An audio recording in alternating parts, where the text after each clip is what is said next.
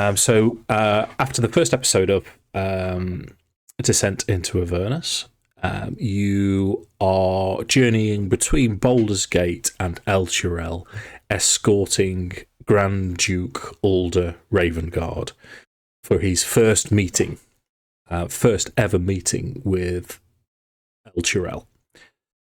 On the first day, it was a 10-day journey. On the first day, you were attacked by cultists of the Dead Three. Bane, god of strife, Baal, god of murder, and Merkel, lord of bones. You managed to see off the Baneites and the Baalites. I think it's Baalites. But the followers of Merkel were over the other side of the Chiantha River, and they ran off. Which is where we're going to start the session. So, Grand Duke Ulder Ravengard rolled over the corpses. You looted the bodies, made sure everyone was dead, healed your wounds when you identified them as cultists of the Dead Three. What we'll say for the purposes, because there's only three of us tonight, is everyone else involved. So Lazrith, Tinker, and the Minotaur, who hasn't joined us yet, they scatter and go and look to see if there's anyone else about, but they don't report back to you. So what do you guys want to do? Well, don't we?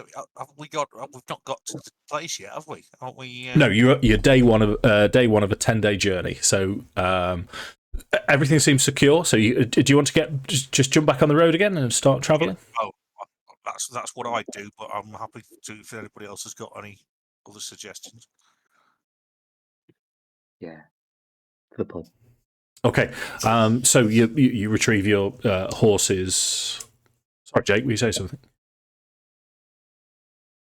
Oh, sorry, I got muted myself.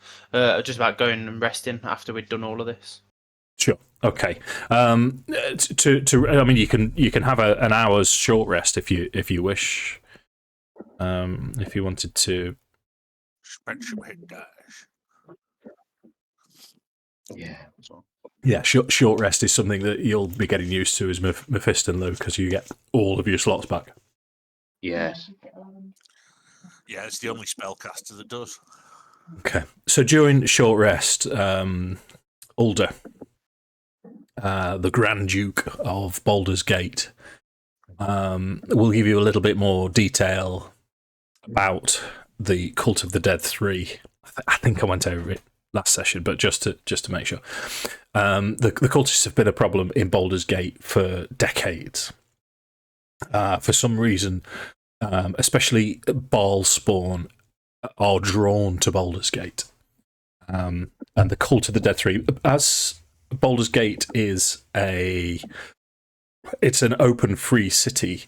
Anyone can worship there, any deity.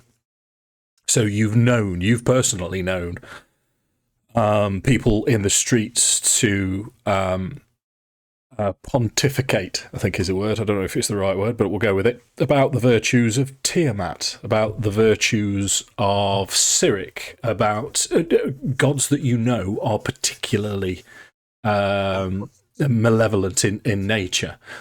The rule is simple. As long as you don't commit any crimes, you can worship who you want. So it's known that these cultists do operate.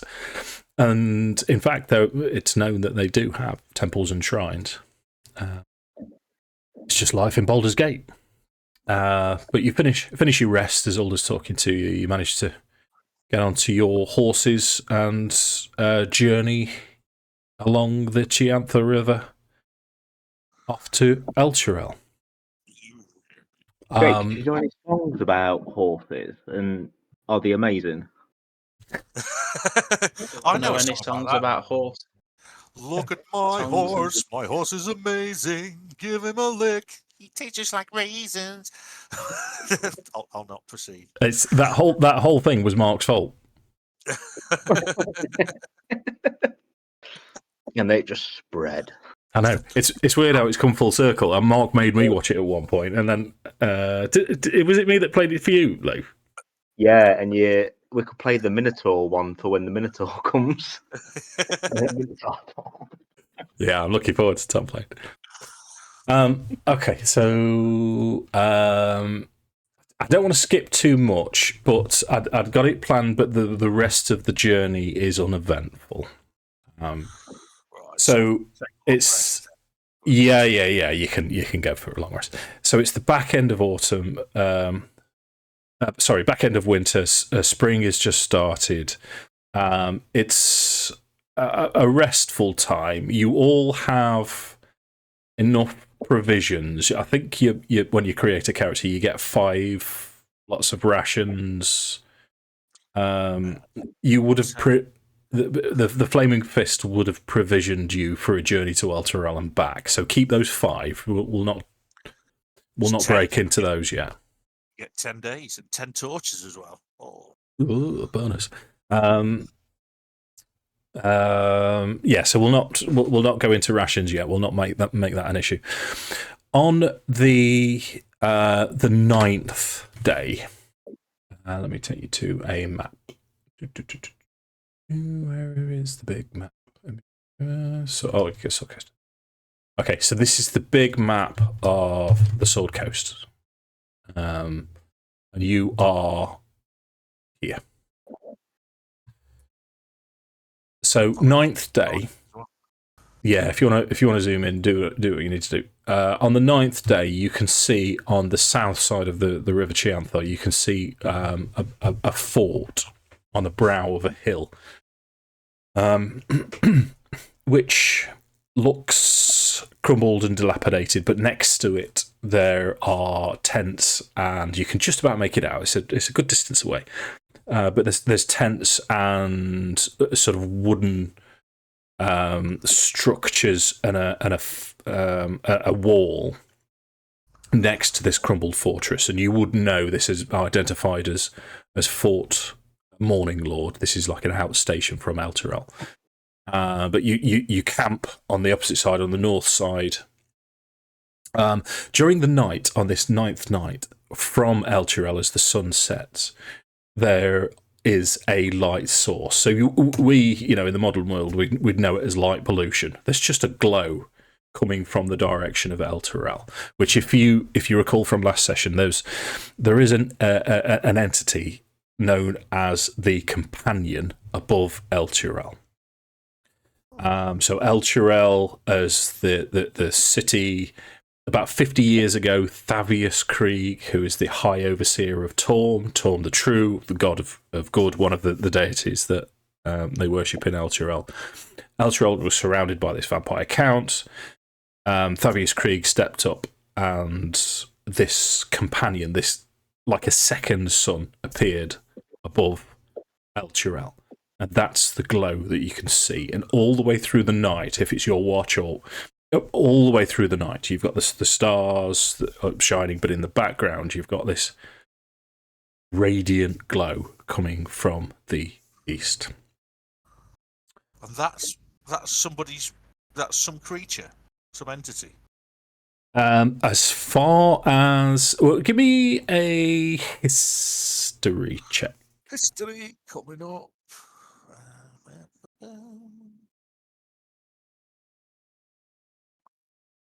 20. 20 is a very good score.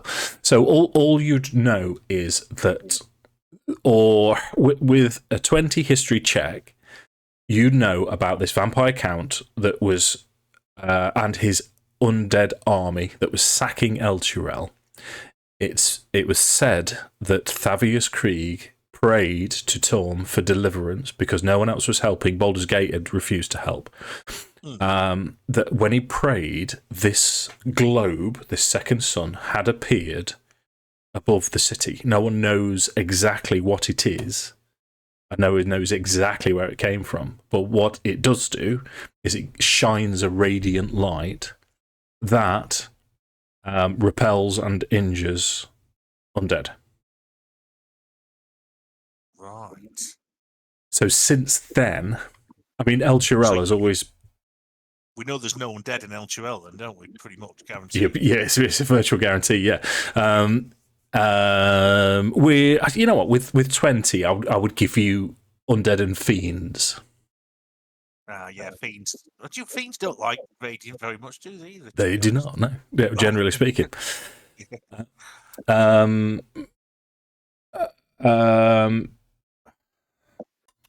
Yeah. So, is it a creature? No one knows necessarily. Yeah.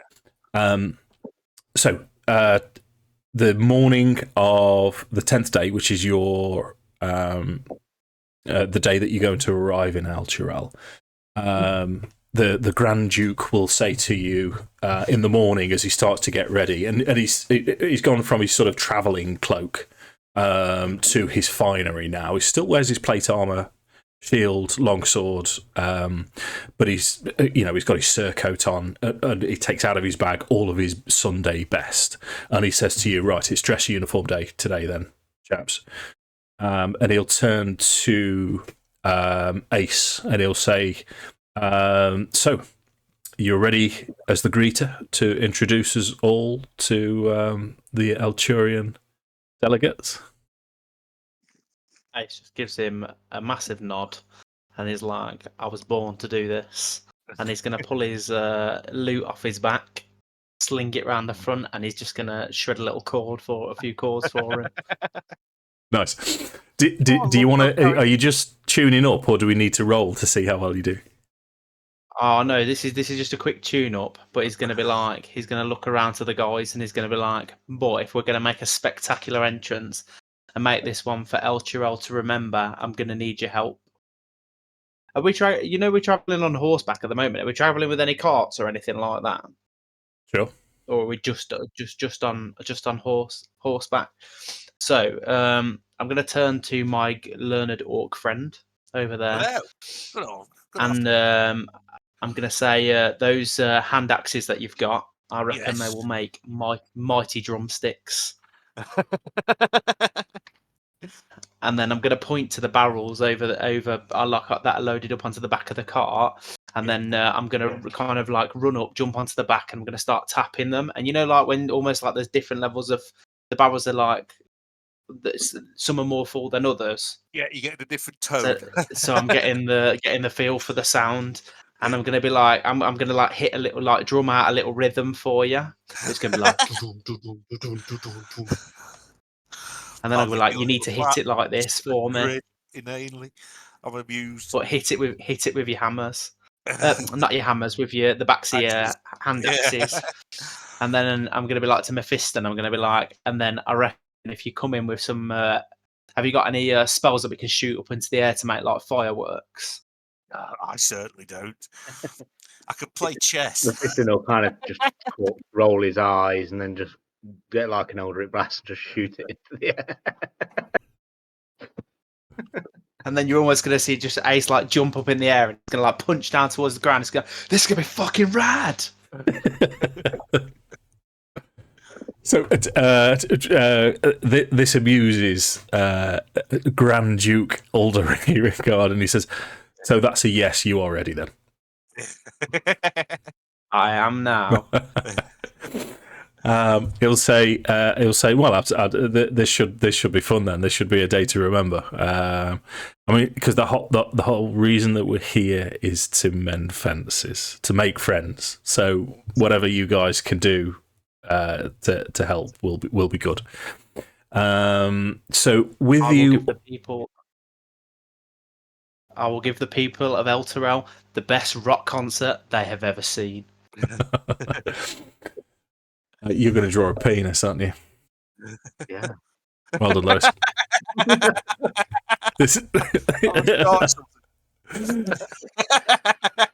No, I must say that is very, very good for freehand.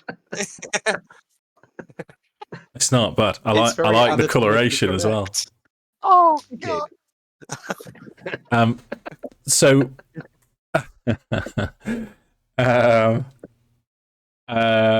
you mount up with your finery on. You've got Nuzzgrond ready on the drums. Mephiston's ready with the light effects, and Ace is front and centre. It only takes you to midday to get to the outskirts of Elturel.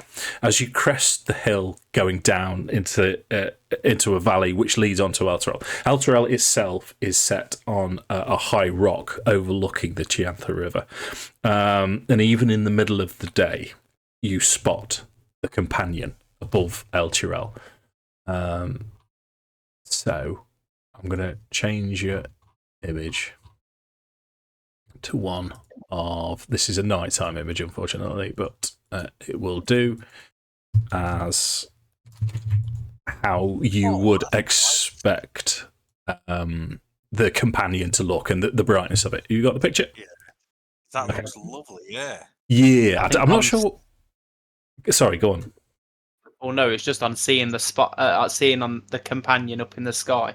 Ace would almost like be stood on front of this like horse-drawn cart with everyone kind of like everyone else stood on it as well, and it'd be like, finally, my true spotlight. I'm going to regale everyone with everything you told me about the history of what it is, why it's there. Yeah, that's fair enough. It generally sounds like an irritating. Pick anything up from it, Dave, as we start getting closer? Can you what, sorry? Anything, like any auras or anything like that? Does it do anything to us as we're getting closer to it? Or? You can have an Arcana check me out. Come on. Let's see what the night's going to be like. 18. 18's better than normal. So as you get closer, I'll give you what you feel, and then I'll ask you how Mephiston would react to this. It is a radiant glow. So metagaming for a second. It's a second sun. It's as bright as the sun, but it is a globe of light, so a spotlight. If it was doing damage, if it was a spell, it would be radiant damage. Is the best way I can explain it. So Mephiston, with his background, how would you be reacting to this, and would it affect you in any way, do you think? Yeah, I think it would. So I think almost like that kind of sensation of, do you know when you go on holiday and you're abroad and it's that really like muggy heat and you're just like, oh, yeah, like that. Okay, gotcha. I didn't know if you were going to go with hiss at it or not.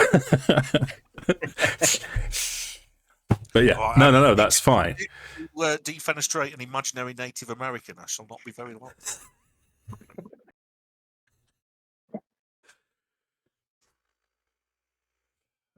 Right, I'm going with General Cluster. General Cluster. Okay, I'll allow it. If he's going Native Americans, Custer's there somewhere, isn't he? Custer, gotcha. General Custer, yeah. So, if ever anyone does watch this, what I've started to do with the Dragonlance game is, because we've got a lad who joins in with the game. So the Mark game is quite simple. When Mark disappears, he will say an adjective, or he'll say two things, normally an adjective and a noun. If you get it right, or the players get it right, they get a free magic item. If anyone comments and gets it right, the players also get a free magic item. So if Mark gets up and says General Custer, free magic item, what are you going with, Jake?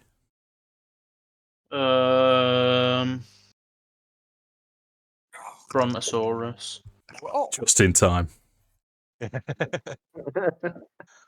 Okay, I was just explaining the rules in case anyone watches Mark, and both lads have got their Mark game options ready to go. Right, where were we?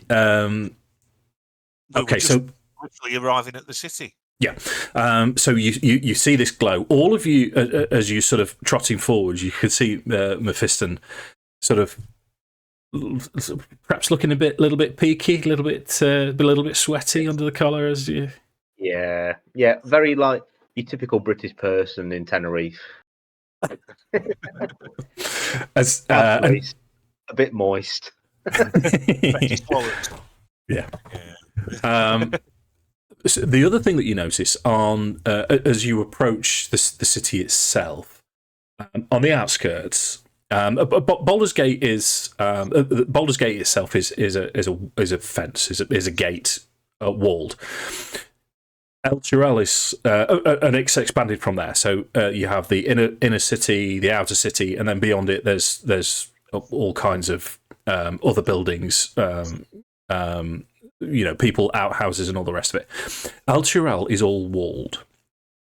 As you're approaching from this distance, all of the fields are immaculate. All of the animals are clean and immaculate. It's just very, very strange that it's all so orderly and organised. And the wall, everyone lives behind the wall in Elturel. Outside of the wall, the main entrance is a row of flags. Bright, shining flags erected on these flagpoles, and there's the symbol of Baldur's Gate. There's the symbol of the Flaming Fist. There's the symbol of Elturel. There's the symbol of Elturel's standing army, are known as the Hell Riders.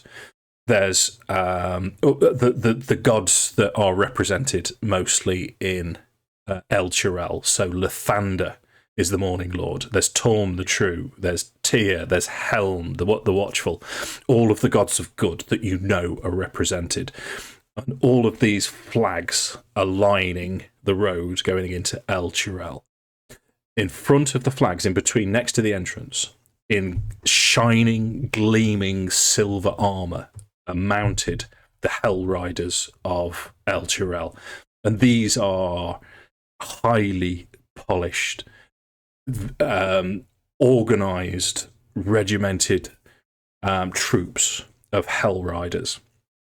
And in front of them, there's a small delegation stood slightly to the side on a raised platform. And Ulder himself, he's sort of, you've got the gist of him now. He's the leader. But he's also he's a good man. He's a good leader. But he comes from, although he's well spoken, he comes from commonish stock, and he'll sort of raise an eyebrow and sort of tut, and he'll say it, sort of turn to you all and say, right, let's get this bit over and done with, and then we can get done what we need to do as you canter forwards. A fanfare starts, and there's bugles going, there's sort of a drum beat in the background, and it's, if cities had an anthem, it's sort of a carefully woven a piece of Elturel which seamlessly blends into, the state song of Baldur's Gate. As you approach on this raised platform, there's what looks like a greeter of some description, sort of a chap wringing his hands, looking as if he's ready to accept you. He steps down from the platform and moves forwards. But there's 3 people on the platform that stand out to you. I'm just going to show you a picture of these 3. So you've got a human male, elderly male, balding, red robes of state, a symbol of Torm around his neck, Torm the True, god of good. And you instantly know him to be Thavius Krieg, the saviour of Elturel. Next to him is another human woman, dark skin, black hair tied back, in the regalia of a Hell Rider. So she's got plate armour, gleaming plate armour. And next to her is a tiefling, again, with plate armour, looking resplendent. And the greeter will do his thing, where he's, as you approach, I'd like to think he does a sort of oh yay type thing. The delegation from Elturel is pleased and jubilant to welcome the delegation from Baldur's Gate. May I present High Overseer Thavius Krieg, let me get my notes so I remember her name, Captain Rhea Mantlemorn from the Hell Riders, and Captain Zevlor, captain of the Hell Riders. And then he steps back which is Ace's turn. He's going to turn to Nuzzgrond, and he's going to like nod his head, Let's do it. and Let's he's going to go. be like, What "Let's rolling lay down day a performance. show for them." I hope this is not shit. Here we go. I'll give you bardic inspiration. Okay, I'll give you both bardic inspiration to help with the performance. I'm going to be like, "You've got this, Right. boys." What's the and then, price, Dave? Well, I'm what gonna- I'm going to do, Mark, is because Ace has given you a beat to follow. Yeah. So it's it's a classic. The lead singer does everything and then teaches the rest of the band to play. So you can roll with advantage. So you can roll your performance one more time, Mark. Okay. 14 is better, and then you can add your is it D6 at your level for bardic inspiration? I think so. Yes. Oh, a bit of that, sir, if you don't mind. Nice. That actually puts it 19. up to a semi-decent roll. Okay. So what's this sounding like then, Jake? How are we doing it? So it's just going to be like, it's going to start off a bit like a.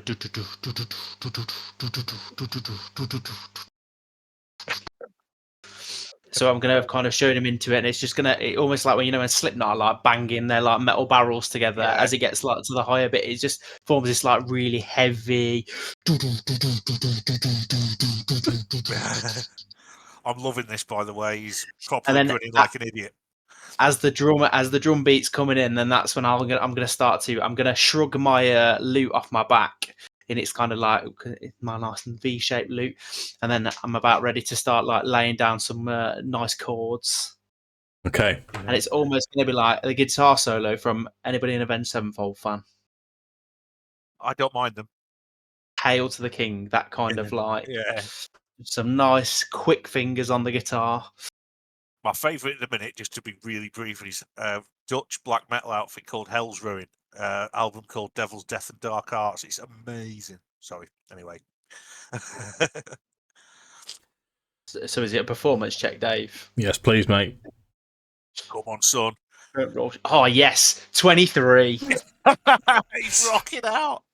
Wicked. Okay, so to highlight all of this, then Mephiston's got to roll a dice to add to this. Now, I'll give you a choice here, Luke. I mean, it was quite obviously a performance from the other two guys, but yours, you can go with performance if you want, or you can put an Arcana spin on it just to add the flair and the fireworks. That's on it. I'll go for performance. Why not? Let's join him.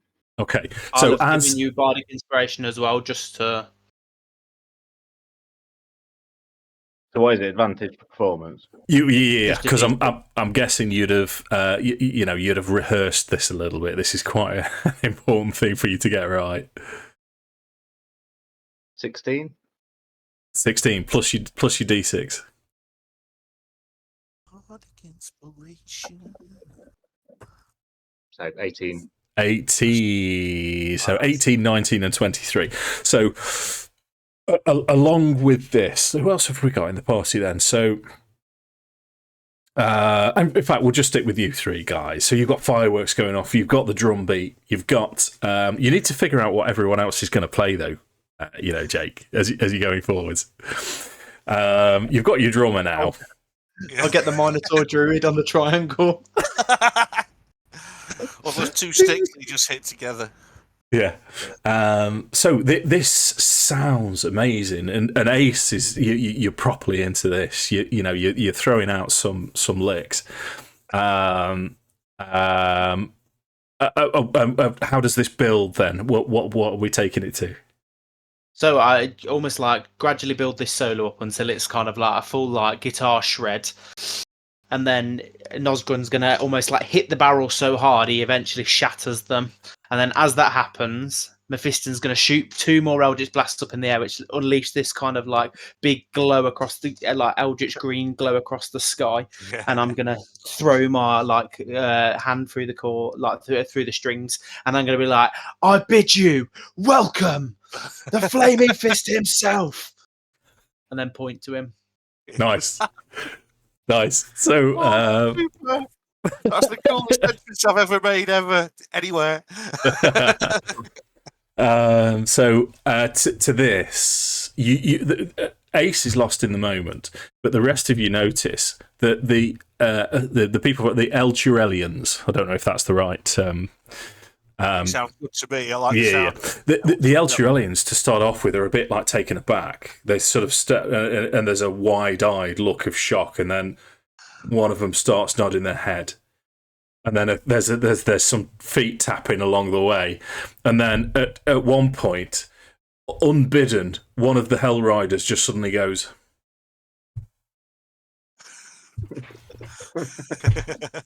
And they're into it. And Thavius Krieg starts smiling. The Rhea that's been... What's her name, Rhea? Yeah. Rhea and Zevlor. Huge grins as they're tapping along to this. As you get to your crescendo, Grand Duke Ulder Ravengard sort of gets down from his horse, I suppose would be appropriate at this point to step forward, as Thavius Krieg steps down, and they meet in the middle and shake hands. You're close enough to hear Thavius Krieg as he approaches. I was trying his voice in the kitchen earlier. I don't do it very often. He's a bit jowlsy, is Thavius Krieg. And he'll say, welcome, welcome. It is truly an honour to accept you all into the warm embrace bosom of Elturel. Quite the entrance you brought with you, my lord. And he'll gesture to Ulder. So they have a very... friendly exchange, and Ulder will say, "Well, this is you invite Baldur's Gate, we bring Baldur's Gate, but thanks for bringing us along." So at this point, what Ace would you know that you are there to introduce everyone as well. So you'd introduce the Duke. You'd introduce your two captains. So you've got Captain Zodge, and because Lars' characters, Lazrith is a captain as well. You'd introduce everyone that's with you, and the greeter. No, he's already introduced them. So Thavius now, he takes over, and he's sort of, after he's shaking hands with you all, he'll turn to Ulder, and he'll say, "Well, we have rooms for you in the High Keep. The rest of your party, we've made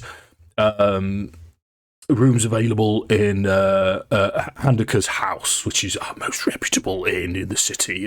If you'd like to join us and follow in, we've much to discuss. I've truly been looking forward to this momentous occasion." And all of you make your way into the city, if you're happy to do that, unless you wanted to do anything else particularly spectacular. So the rest of the day is mostly setting yourself up for this extended stay in Elturel. In terms of what you've got lined up for you, the Grand Duke Ulder Ravengard has said to you that he wants to visit High Hall, which is the sort of the big cathedral of the city. He also wants to visit the I can't remember the word, the cemetery as well. He particularly wants to visit the... Bear with me. He wants to visit the lavatory because he's been on the road for ages. He wants to visit the chapel of... the Chapel of Mourning in the cemetery. He's aware of an old hero who received a helm of Torm sight, and this helm was allegedly allows the wearer to receive communication directly from the god Torm. And other than that, he's also heard of the tomb of... It's like the tomb of the unknown warrior. There are various places in Elturel that the Duke wants to visit, as well as all of the bits and pieces that he's there to do. But you all set up camp at the finest inn you've ever seen or stayed in. This would be, 5-star caviar and smoked salmon type. You've never seen the likes. There's nothing like this in Baldur's Gate, and you've never experienced anything like it at all. I'm an orc, so I'll be very amazed by it all. Hugely. So let me give you a brief of Elturel itself then. So Elturel is split into two distinct zones. You've got the High District and the Dock District, in between which there's sort of ravine travelling through the city, and there's two bridges which link the High District to the Dock District. Torm's Reach and Torm's Blade are the two bridges which connect Elturel together. As you enter the city, everything is clean. There's not a speck of dirt. There's not a speck of mould. There's not a speck of weeds or moss anywhere. Everyone is well dressed. There's no beggars in the streets. There's nothing to suggest poverty in any way, shape, or form. Conspirative, or really, over to Ace and say, "Right, this." Don't like the look at this. It's just too nice. Well, I mean, while you're on the subject of too nice as well, everyone calls you sir. Everyone bows to you before they speak to you. Everywhere you look, there's symbols to the gods of good and prosperity, and the Lathander and Torm and Elman and Tyr. It's an otherworldly experience to you all. Just throw my 10 penny in about, people are bowing to us and calling us sir. Ace is almost going to see it as a bit like he's going to be a bit arrogant about it. He's going to be like, I know it was an amazing performance. You don't need to bow down to me about it. But he's going to see it rather than it's them being courteous. He's going to see it as them bigging up his performance. They're like fans. Nice. There's also a walk past keep your knickers on, ladies. It's fine. keep the flowers back. Okay, I'll touch on that possibly later then. But as Ace is saying all this, people are just sort of, yes, sir, as you would, sir, and then sort of walk around doing their menial tasks. So where did you want to? I've set Elturel up for you. Do you want me to just move along with the story, or is there anything your characters would particularly want to do in this city, in this environment? Oh, I think I'd probably want to. I'd be looking for see if there's I'll ask if there's a temple to Tempus anyway. I don't imagine there will be, but I'll ask anyway. Is there one? To Tempus. So what we'll do, we'll have Rhea. We'll introduce Rhea to you a bit. So Rhea Mantlemorn. This is she's a captain of the Hell Riders, resplendent armor. This is this lady here, dark skin, black hair, and she has what you would think of as again a well-spoken, posh-ish accent. And she will say to you as you're walking through the street, settling up, she'll perhaps, after you've set yourself up in the inn, she'll come and knock on the door and she'll say, "Oh, greetings, gentlemen. Just so you're aware, I'm here to help you with whatever you need in the city. The Duke and High Overseer have got their things to do. Their honour guard is with them. I know you guys are sort of separate, but I'm here to show you around the city anything that you need." So at which point, Nuzzgrond, you'd ask about Tempus, and she'll say, believe it or not, no, because we do have a standing army. We are the Hell Riders of Elturel, but no, we don't have any temple to Tempus. I didn't expect you to. Just wondered. Yeah. That's the god I picked, by the way, just for you, Dave. Of course you did, mate. But if and she'll say if Tempest is known to us, and we have no objection to if you need anything to help you worship and pray, we can certainly facilitate your needs. I'm absolutely fine, but thank you very much. I think I'd just like to settle down somewhere downstairs, maybe with a pint and someone to play chess with. Oh, you play chess? She said, "Oh, I do." I've got a board. Do you want a game? Well, yes. Actually, if we have plenty of time, I know. In fact, if we spend the rest of the day today just getting you acclimatized, and then we can do it. I can give you a tour later. When we sit down for our evening meal, after that, we'll have a little game. Okay. Let's have a game of chess. How should we play chess? It's got to be an intellect-based check, and isn't it? It just says with my proficiency in that, it just says ability checks to play that that game. Add your proficiency bonus to, so it'd be plus just to D20 plus 2, I suppose. Right. Okay. That means I get the other bonus as well, because my intelligence is plus 1. So I don't know if I'd get. Yeah, you can have plus 3 then. Right. What have I got? Have I got anything that's a plus 3 already? No, I'll just roll a 20.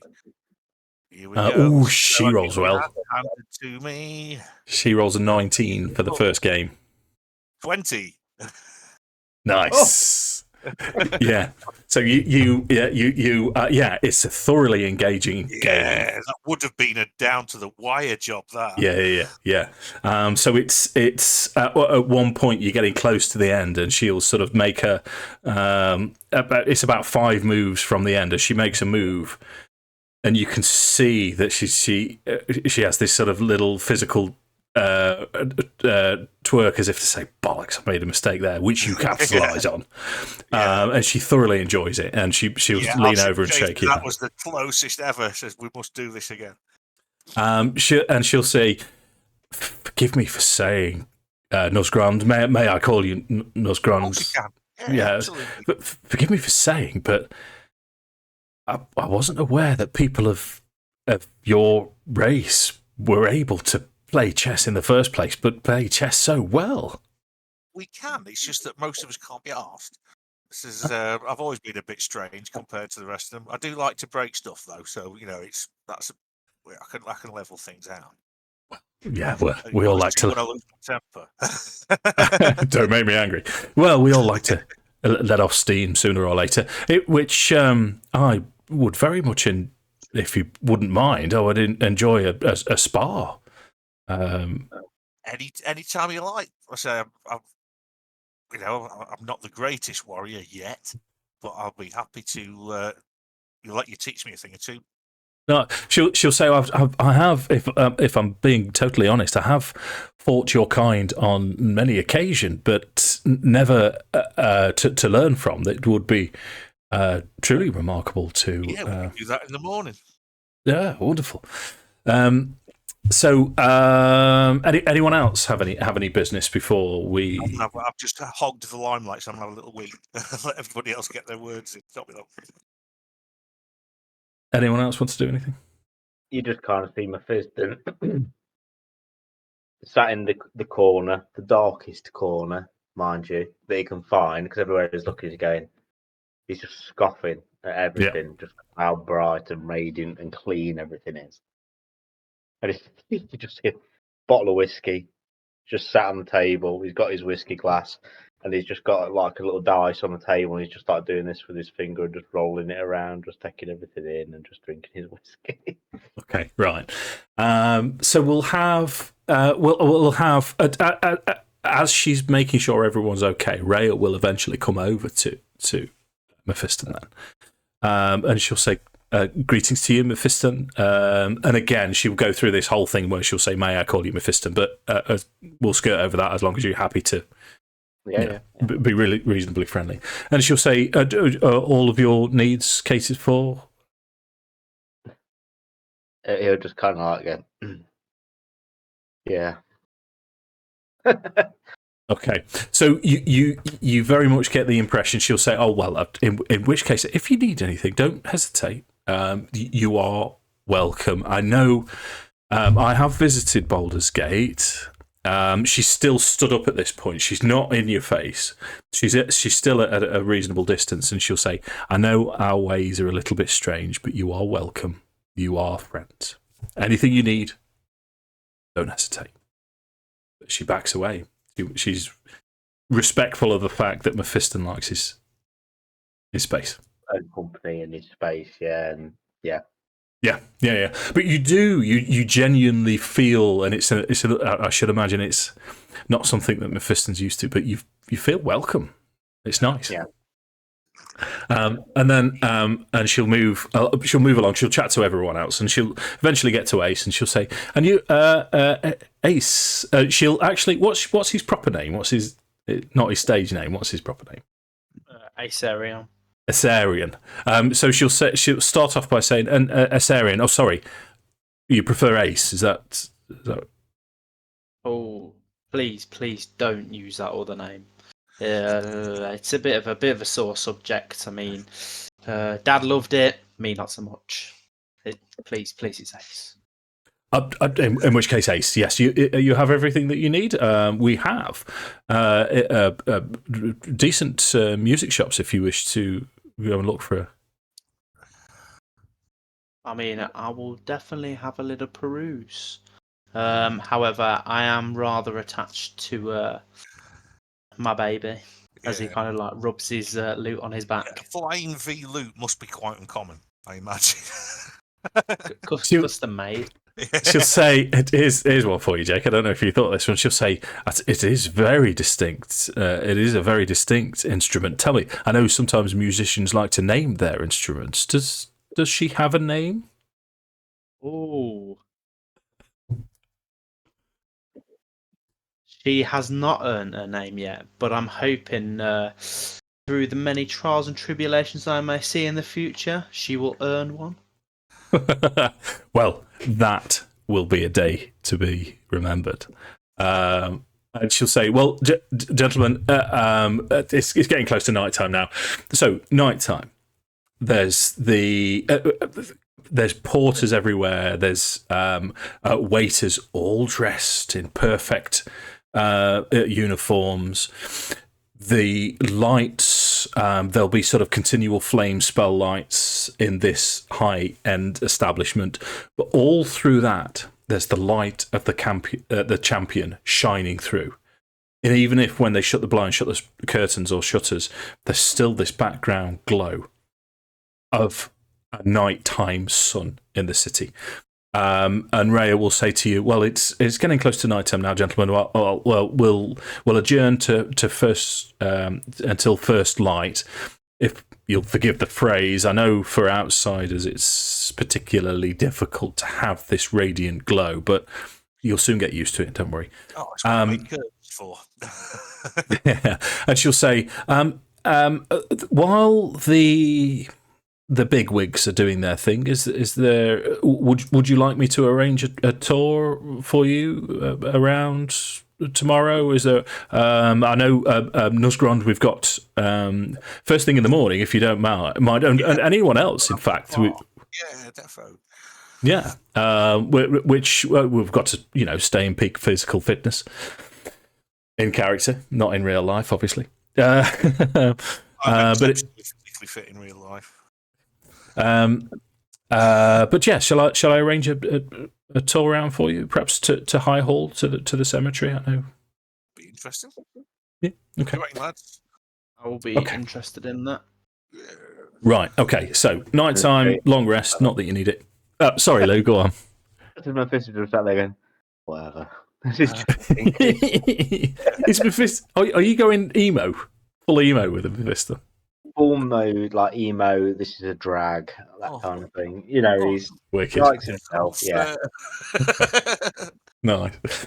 I mean, Dad, I hate you. Ace potentially hasn't had enough of the limelight yet. Even though he's done his little introductory, I think as everything's starting to wind down and they're going to get us to relax, We are in like a tavern at the moment, aren't we? I know it's a bit more of a finer establishment where people are like sipping from their Yeah, like I'm nice used to this goblets. sort of But thing.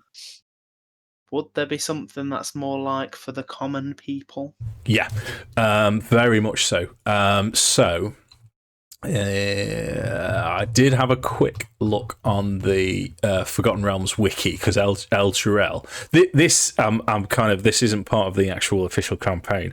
I'm setting you up for the official because the official campaign starts in a weird place. So, yeah, in terms of taverns, there's three. There's a few inns. This is the poshest inn by far, but there's a few taverns. There's a pair of black antlers. There's the bent helm, or there's the glowing goblet that you can visit. Any of those? It's a nun called the Hobbit's Armpit. I'm going to say. Do you want one called the Hobbit's Armpit? It's where, if you remember, do you remember anyone who's really old? Remember where that's from? Hobbit's Armpit Inn. It was where Thrud the Barbarian used to drink. Anyone remember Thrud, or is it just me? I do remember Thrud. That was the Games Workshop weekly, the monthly cartoon, wasn't it? Used to be White Dwarf, yeah. Yes, in White Dwarf, yeah. Anyway, sorry about that. That's all right. I think so. There was the black antlers. Yeah, a pair of black antlers, the bent helm, or the glowing goblet. I think the bent helm sounds like the most hardcore. Okay. But what Ace is probably going to do on the way to the bent helm is almost like start like plucking up a bit of a tune on the way down towards the bent. So almost like the people of the city can hear him on his way. So they're almost like, oh, I wonder what's going on outside. Okay. So what's your intent? Are you putting on a full performance in the bent helm? Oh yeah, I'm going for another rock show. Okay. Almost like for one night and one night only. Okay.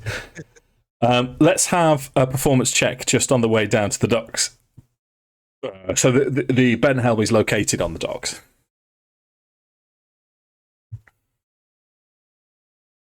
It's 14. 14's reasonable.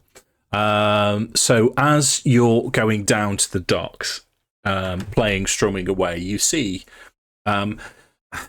there's not much in the way of revelers in Elturel. Everyone is... You don't... At Baldur's Gate, on every corner, you would see someone in a dark robe looking like they're wanting to pick your pocket. There's nothing like that. Dave, this is the sort of place I imagine I would have left my glaive in the room at the end, because this is not the sort of city to walk around with a 7-foot polearm, is it? Or is it? Would I be all right with that? Is that something that tolerate, or because I could I'd still be armed. I'm just wondering if that would be appropriate. That's kind of up to you, mate. What would because you're an orc, so this could go either way. I wouldn't go unarmed, but I'd be happy to just go with my hand axes. Could just walk when we're walking around town. It's not like we're not expecting a brutal kickoff, are we? So I'll say that's back with the. It's very big and very bulky, and I think I might accidentally someone with it. Okay, I'll leave it alone. It's entirely up to you. No, I'm armed. We're all okay. right. Righto. Okay. So on your way down to the docks, as you're strumming away, you do sort of raise eyebrows, and with a 14. You would sort of be aware of the fact that a few people sort of say, but they're heading towards the bent helm. I think there's going to be a show. So you do get a few people extra will turn up at the bent helm. Right, do me a favour, Jake. Just roll a d20 for me. I'll grab another drink. 15. Okay. As you get closer to the docks, you can see there's a signpost outside Obvious Inn, and it's a huge bent war helm. Looks like it belonged to a giant, which clearly is the entrance to the bent helm.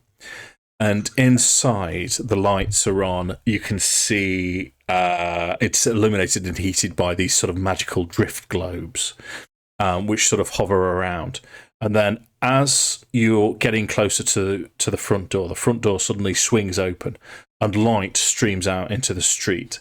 And there's a human and a tiefling scuffling. And you can hear from inside there's a barroom brawl in progress, which compared to the surroundings is just what on earth is going on as these two continue to fight right in front of you. What do you want to do? So I think, like, having seen this ginormous metal helm, Ace is going to be like, yes. He's going to, like, drum on the metal helm with his fists to start off with to almost, like, beat himself in, as he then, like, drops his loot round to start, like, playing. Okay. Outside the door. Outside the door, but almost like to then, as the doors have like flung open, he's going to like step into the bar to like almost like play this like ongoing fight. Oh, what is he going to go though? Is it going to? Is he just going to get his head kicked in? That's what it's. It wouldn't be the first. Let's. So what? Nuzzgrond and Mephiston. So you're both there as well then. Yeah, well, I'm going to follow him in. What's his Mephiston was walking around the road. Whatever happens, it's going to be good as far as I'm concerned. Okay. So sorry, Lou. What were you saying? You just see Mephiston just walking around, casually just holding his bottle of whiskey, just walking down again. Yeah. Okay. Taking the. This is the way it's going. So here's a question for you then. So you've was it you beating the drums, or was it you were pointing to Nuzzgrond to grab? Go on, Nuzzgrond. You've got to hit the giant's helm with your hand at the backs of your hand axes. Let's get a drum beat going. Yeah, yes, okay. I'll do that. So the drum beat starting. You get the attention of a few people inside, but it's very rowdy as you step through the door. There's as you step through to the right hand side, all the way along the right hand side is the bar counter. There's kegs behind it. Behind that, you can see what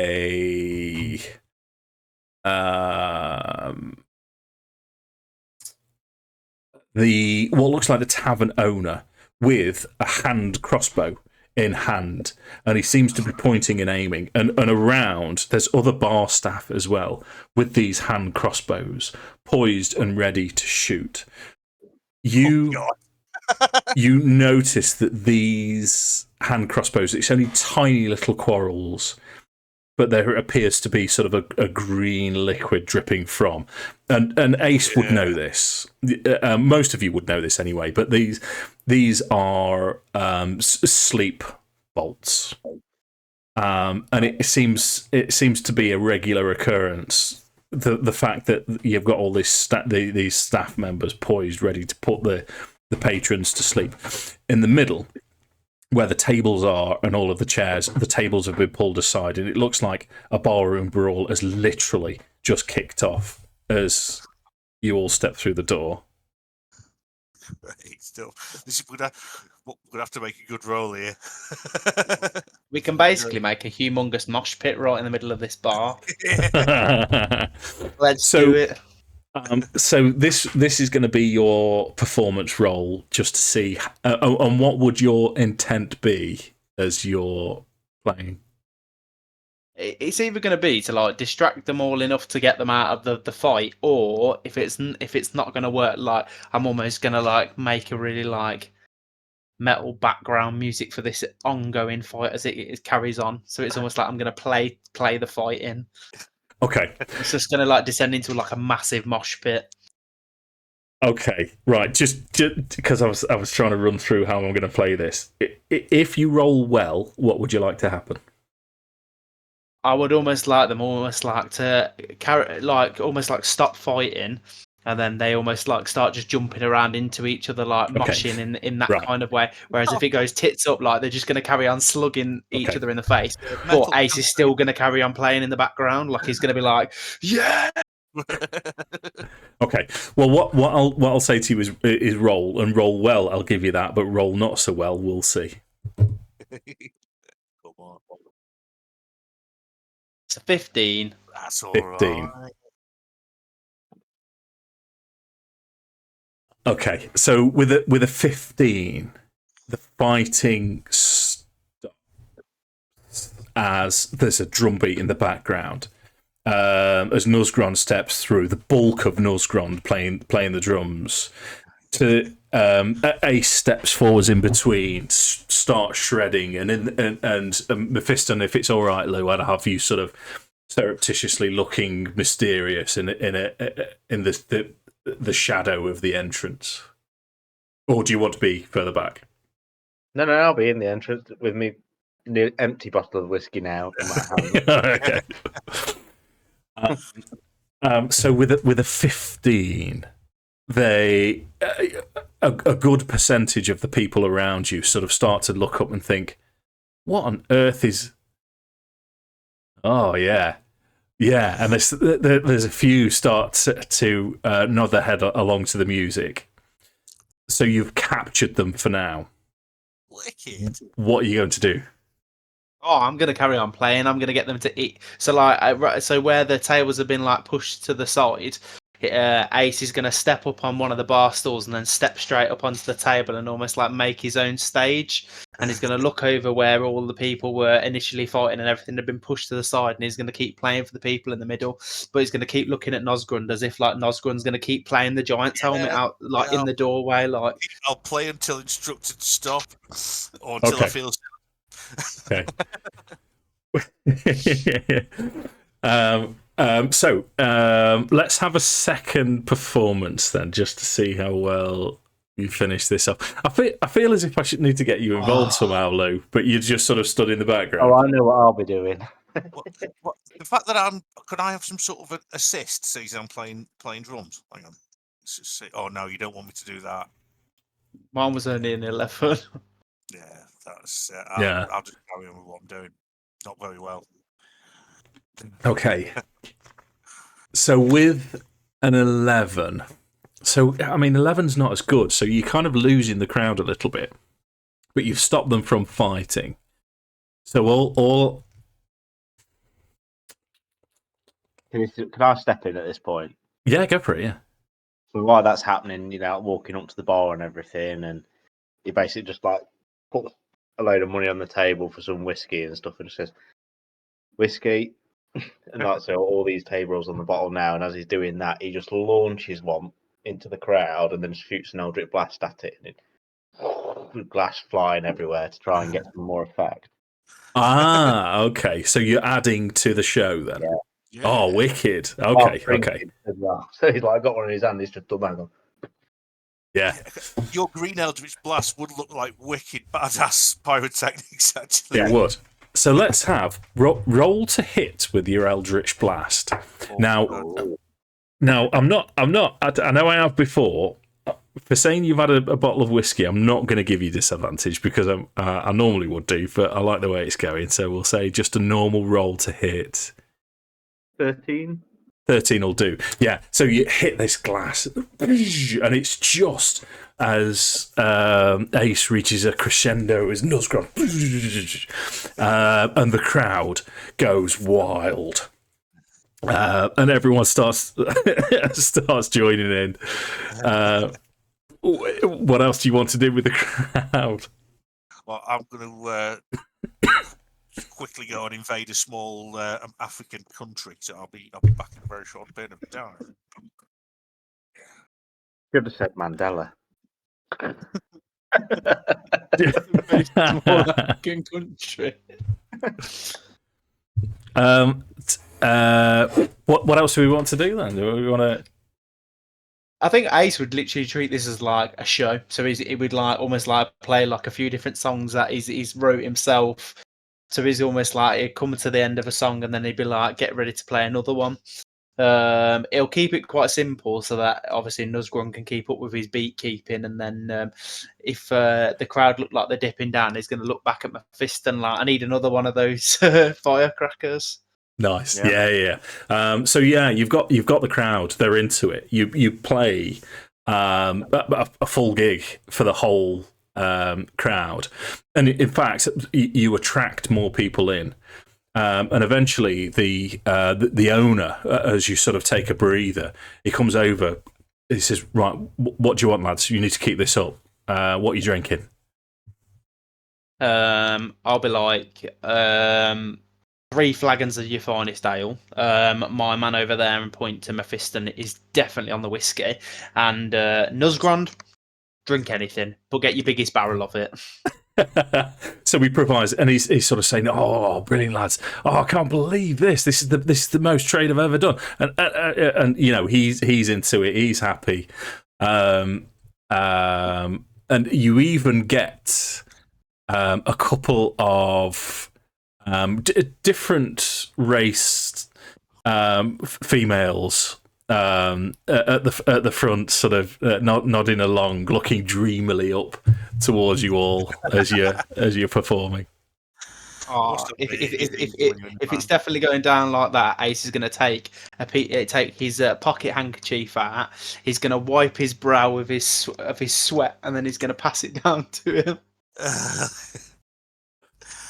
So now, one of them have a bit more like whiskey now, and he's coming out of his shell a bit more. This is going to be the thing with him. He's very dark and recluse, but if you get alcohol in him, he comes alive. So he's kind of like challenging people at the bar now to arm wrestles and all sorts of shit, even though there's no way in hell he's going to win. He's looking at somebody like an orc, like another orc in the town. He's going, "Come on then, put your money where your mouth is." Nice. Is this in sort of a good-natured drunk, or is he? Yeah. He's a good-natured drunk. He just really comes out, but again, he can hold his ale. He just opens up. He's one of those jolly people that he doesn't go into that point where he's paralytic, throwing up everywhere or anything. He's very jolly. Right. Okay. Drink too much because he doesn't like hangovers. Art and life, Mark. Art and life. Yeah.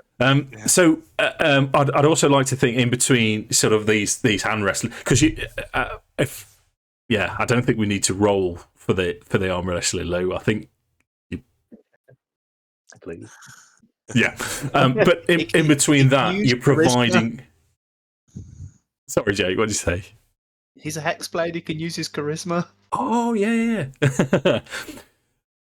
So in between, you know, the Mephiston doing his thing, there's still these, you're still doing your light effects and all the rest of it. You'll be like, 1 minute, doosh, right, and back into it type thing.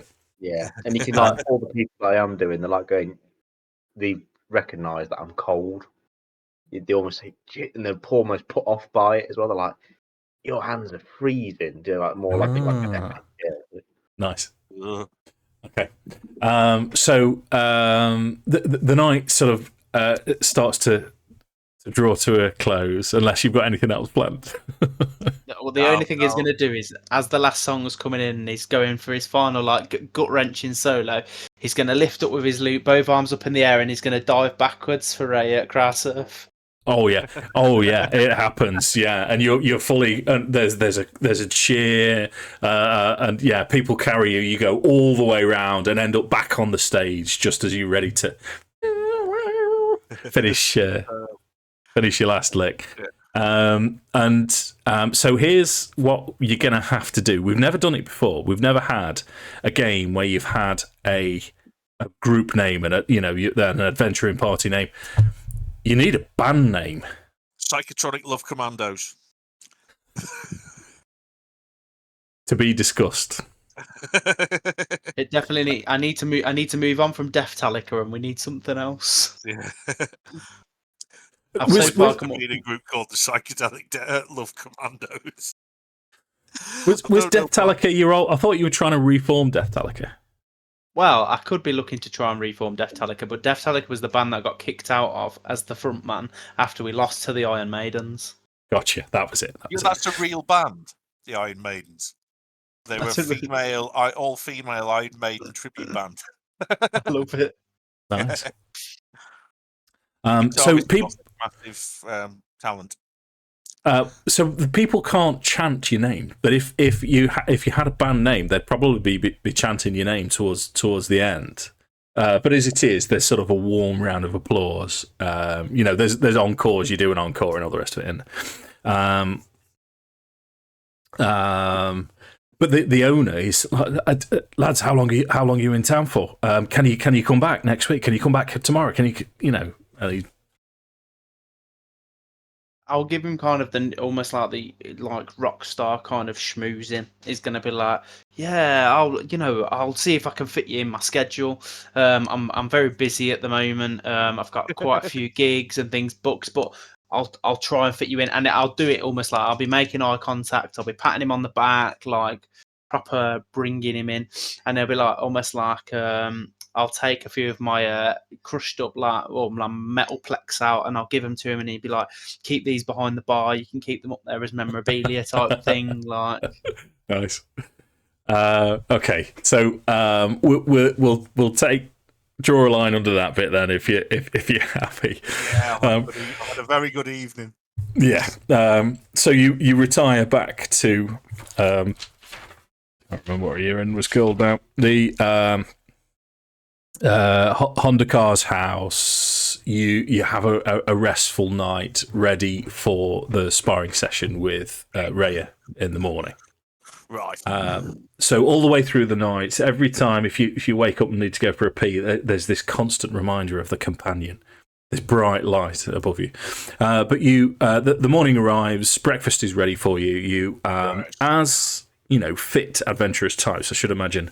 Especially Nuzzgrond, you're very physical, so you'd wake up first thing and probably do eight press ups before you do anything else. Yeah, and then go and get some dead pig in me. Yes. Whilst Nuzzgrond's doing his press ups, can I sit on his back? You can. This is not my plan for. I will not be working out this morning, but you can do it. So Rhea comes calling first thing, and you can tell she's already been. She's jogged to get to you, and she'll say, "Right, are we ready for our spa then?" Yes, yeah. That's good. And she'd probably mention to anyone as well, and she'll say, I'll be honest with you. I think I could probably take all three of you if you wish to try your luck against me." And you see this big grin appear on her face. Yeah, she's going to be nails. She captain of the elite guard. She's a captain. Yeah, she's not. Yeah, she's quite high up. She's going to be nails. Yeah, we're going to need all three of us, lads. Definitely going to need all three of us. We're level 1. Ace is fully going to be standing at the sideline. He's going to be like, "No, boys, this is not for me." Yeah, kind of rolls over and pulls the blanket over his head as well. He's like, throw some bardic inspiration in. I'll come and supervise, yeah, but I'm not participating. He's like, "Do you get devilishly good looks like this if you keep taking smacks to the face?" I don't think so. So is it just going to be Nuzzgrond then? Sounds like it. Oh. Okay. I'll say to her, "Look, I'm only young. Don't hurt me too badly." So what we'll do then, we'll make it really simple combat, I reckon, Mark. Okay. Just so we can roll some dice in anger. I'm going to take you to this is the staging map. This is the one that you shouldn't see on map tools, but we'll do it anyway. Yeah. So there's Rhea. Do you want to roll initiative? Yeah, I'll use my glaive. Okay. Yeah. Okay. So she will fight with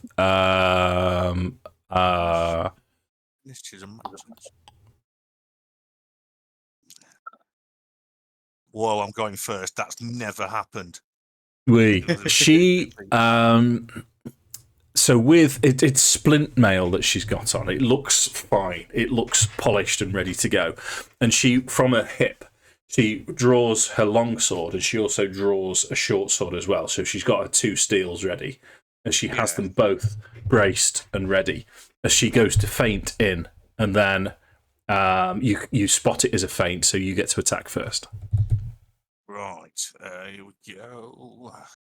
Are you actually a long sword and a short? Neither of them are light, are they? Or is that a rule that's not? Is that not a thing anymore? On her stat block, she is allowed to do it. Fair play. Are you going to go full? Because she's ready for you. You can tell Well, that. I'm not going to be going. I'm going to be going in with the flat of the weapon. Oh I'm not yeah. gonna be No, going not as to in to kill, but she means business. Oh yeah, I know. I know she's really skilled from her rank and stuff like that. I'm not going to underestimate her in any way. So I'm going to go in hard. Okay. So the question is, Yep. Are you going to rage? Yes, I'm going to need to. And obviously, I mean, you've seen what Nuzzgrond's like. He's pretty well spoken. He likes reasonably genteel things, but then there's a strange light in his eyes, and his face breaks out into this maniacal grin with a little tiny bit of drool, and he starts to just chuckle and runs in. Nice. Okay, so you are raging. Roll to hit. I'm thinking, Dave, just so you'll get an exact idea, I'm thinking bloody 9. That's I got that. Yeah, that's the sort of thing I'm going for. Yeah. So here we go to hit. Oh, ball bags. 19. She's just quite easily spots it coming, and with this maniacal grin, she'll sort of start cackling herself. She's now going to make 2 attacks with longsword. Yeah. First one rolls a natural 1. Awesome. Which you managed to sidestep. Second one, however, is a natural 20. So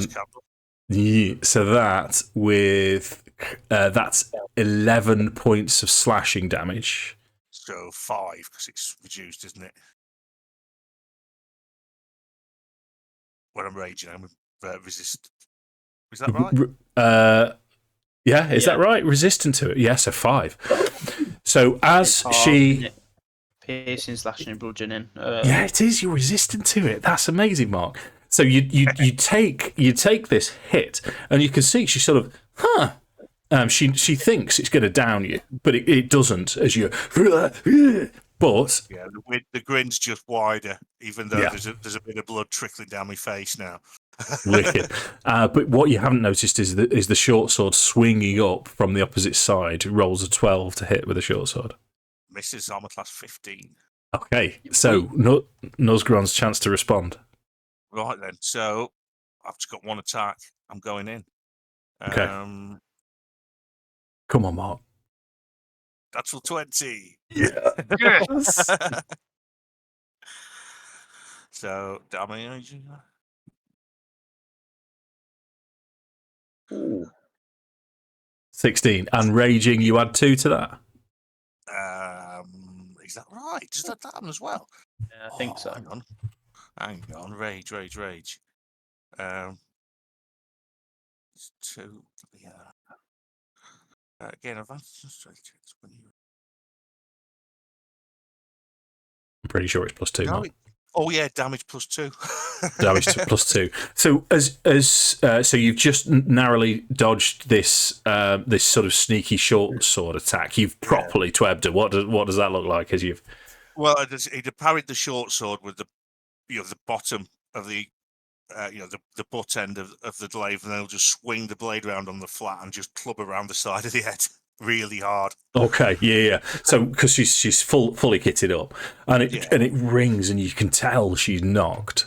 But she rallies relatively quickly and responds with longsword attack 10 to hit, so 12 misses. So that's definitely going to miss. And a 7. You've really rattled her now. The short sword, however, swings up. That's a 23 to hit. That blatantly hit me. Yeah, for 5 points of damage. So that drops down to 2. 2 damage. Yeah. Right. Go on, then.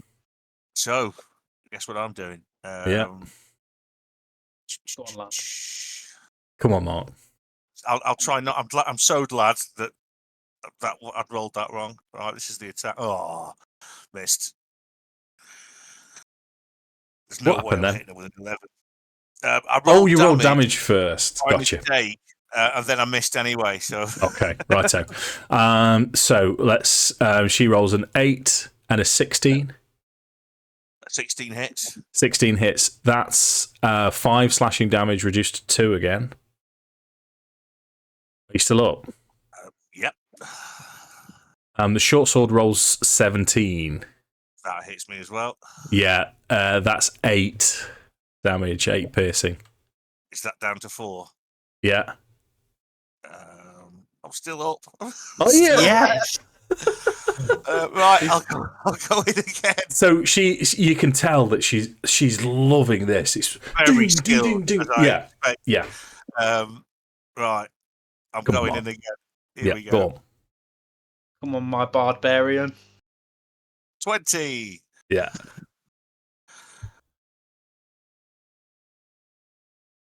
12 damage. Okay.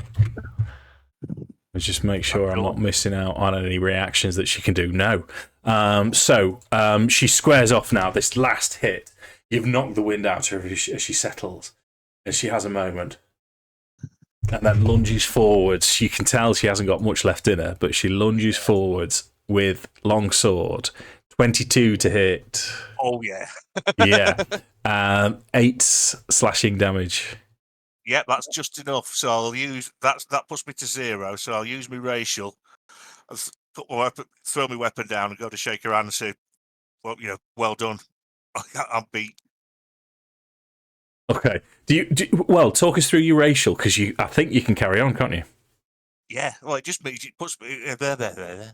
Once per long rest, when you reduce to 0 but not killed outright, you can instead be on 1 hit point, and that's once per long rest. So would because you're taking 4 damage from this, would that put you to 0? Yeah, I was on exactly 4. Okay. Do you want to carry on then? And instead No, I'm on 1. I recognise when I've been beaten fair and square. I'll just I'll give her the orcish salute. Yeah, no, she'll return that to you, and she'll say, "Wow, I wasn't expecting that."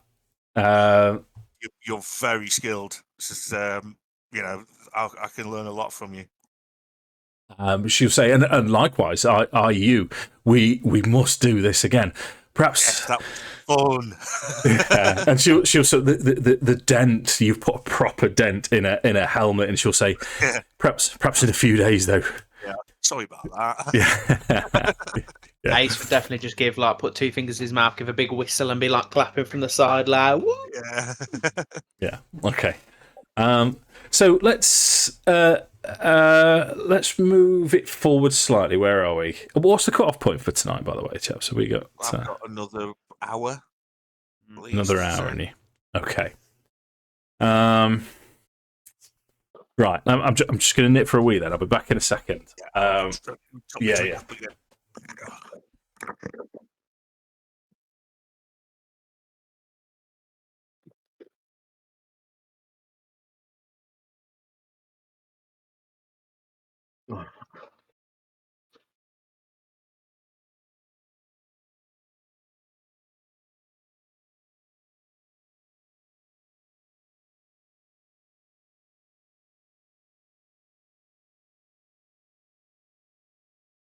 You still painting anything, Jake? Not really, mate. I ain't done any paint for fucking ages. Oh, yeah.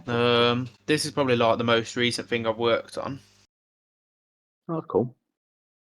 Yeah. See if I get about. To be honest, whatever I do, doesn't really give it much lighting, but yeah. Oh, nice. Oh yeah, because you're doing are you doing Raven Guard for your kill team? Are they infiltrators or Phobos? So the Phobos. Mm. I've got all the Beaky Boy helmets now as well. So found this guy on Facebook. Yeah. And he basically doesn't have a printing business, but he prints stuff. And I befriended him and just basically said, I need some Primaris size Beaky Boy helmets. He went, yeah, I'll do them. He says, how many do you want? I said 10. He says, right, £4. Nice. Sent them to me. I've got that new Battle Force box. Yeah, the Horus Heresy stuff. Now they've upgraded the MK3s. The one that Joel's just bought as well. Yeah, absolutely amazing. But the new MK3 Marines are so easy to build. Yeah. It's ridiculous. It's like 4 bits. Sweet. And he's just printed me a load of pauldrons off. But he's done the insignia ones. So he's done I've done some Emperor's Children. Yeah. Shoulder pads, and then on the other one, he's done the the Legion number shoulder pads in resin as well, so like the proper ones. Oh yeah. Cost me £14, and I've got 60 shoulder pads. That's good. Yeah, That's and he's just done them, unbelievable. and he's like, he says, I may as well buy the STL. He says because people are going to want Emperor's Children stuff with Fulgrim coming out. Yeah. So, I've got Fulgrim. His. You bought the new one that's come out I haven't from bought Forge? it. No. I showed it to me. Is it pre or post transformation, Fulgrim? The transformation one, the snaky boy one. Oh, yeah. Yeah, I showed it to my dad. I went, I said, I really want this. I said, but I can't justify that. I said, that's ridiculous. Yeah, I'll get it here. And with I was like, oh, Sam. So saved me some money. So I feel obliged to build some Emperor's Children now, just to kind of go around him for like a. Yeah, I imagine he's nailed. He's a demon prince, isn't he? Mm. I imagine he's quite. Don't know. Not seen this. He's OP. Looking at his stats, the book's been leaked already. He's absolutely brutal. But I reckon they're going to do some more. They'll do some more Demon Primarchs now.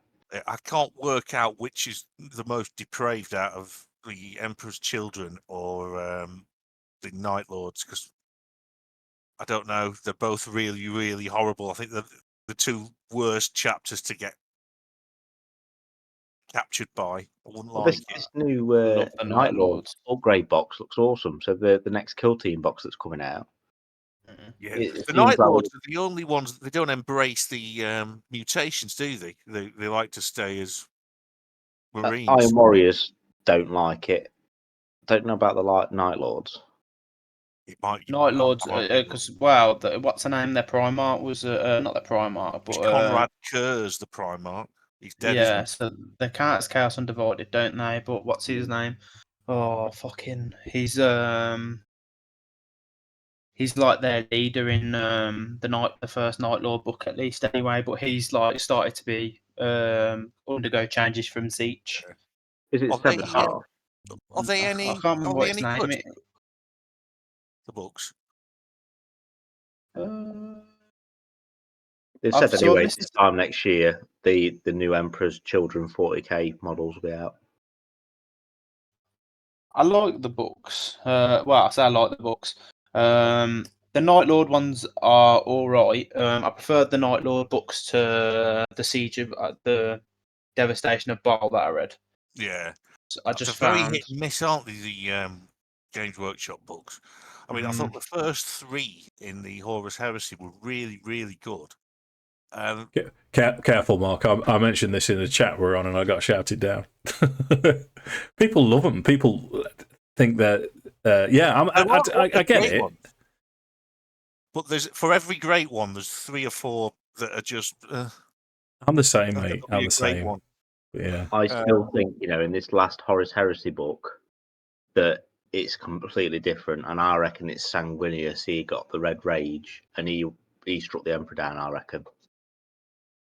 I reckon the Emperor defeated Horus, and then because Sanguinius was in such a rage, I reckon he's the one that injured the Emperor, and the Emperor had to do him in. Because they've not released the last book yet, have they? No. I reckon that's it. I reckon it'll be that. We'll see. Well, there you go. We heard it here first.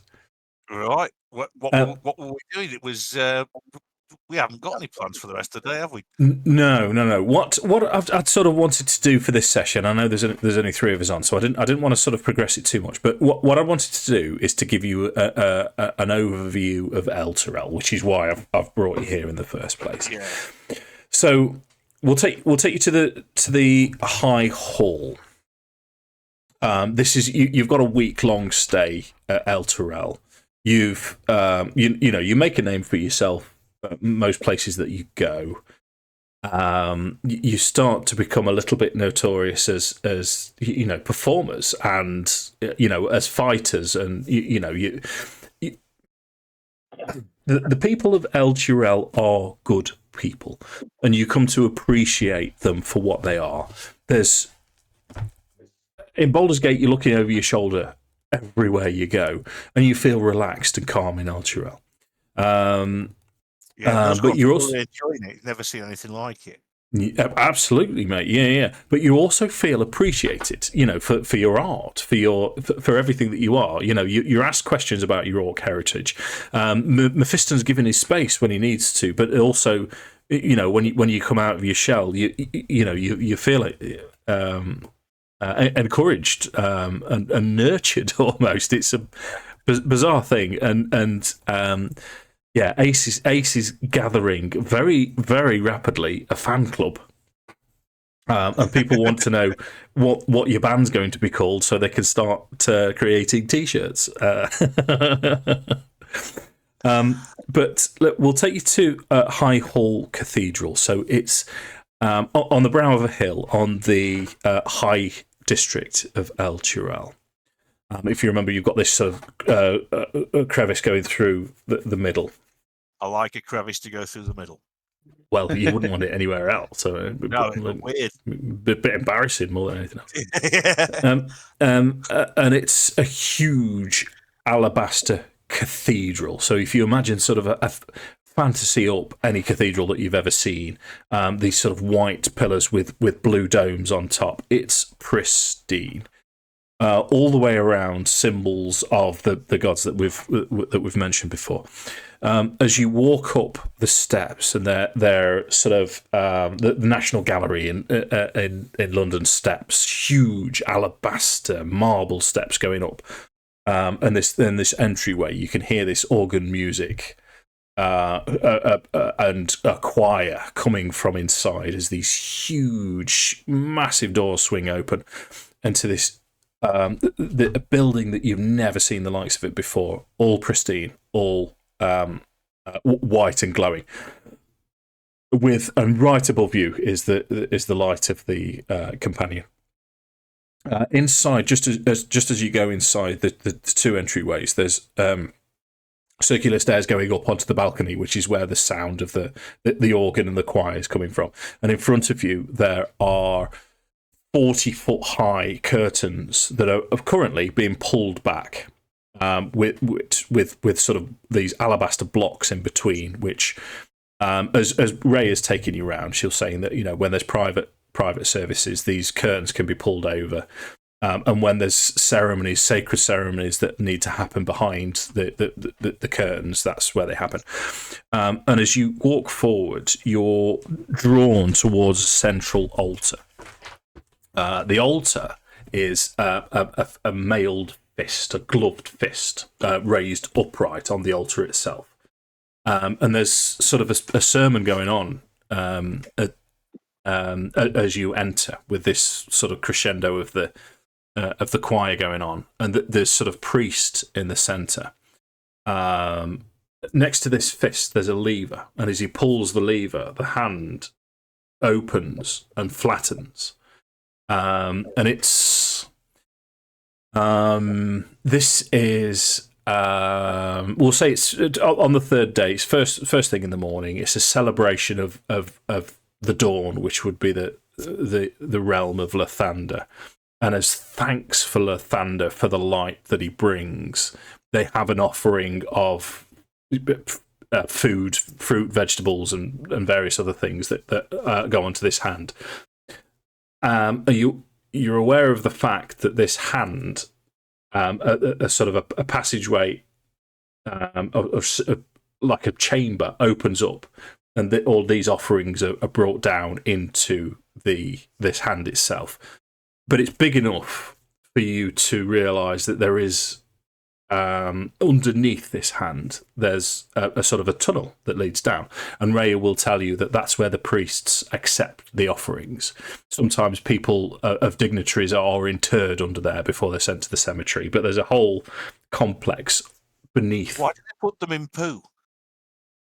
Oh, what did I say? Said they're interred. Oh, Sorry, I couldn't help it. thanks, Mark. You're welcome. Sorry. But this is High Hall. This is your brief grand tour of Elturel, the places that I want to take you to. So after, did you want to do anything there? Do you want to? No, I'll just have a look round and be a bit awestruck. unless anybody else wants to hang around for anything else. No, just touristy. Okay. So the second place that she wants to send you to, I'll tell you what we'll do. We'll have Alder Ravengard along with you for the tour. He'll sort of, as he meets you, he'll say, oh, you're doing great work here, lads. The people think you're amazing. Just carry on doing what you're doing. The diplomacy thing's going great. Thavius Krieg he's a nice fella. So everything's going really well. But he will mention it, and he's already told you that he wants to go to the Grand Cemetery to see the Chapel of Mourning and this this particular altar, which is so we'll take you to the Grand Cemetery then.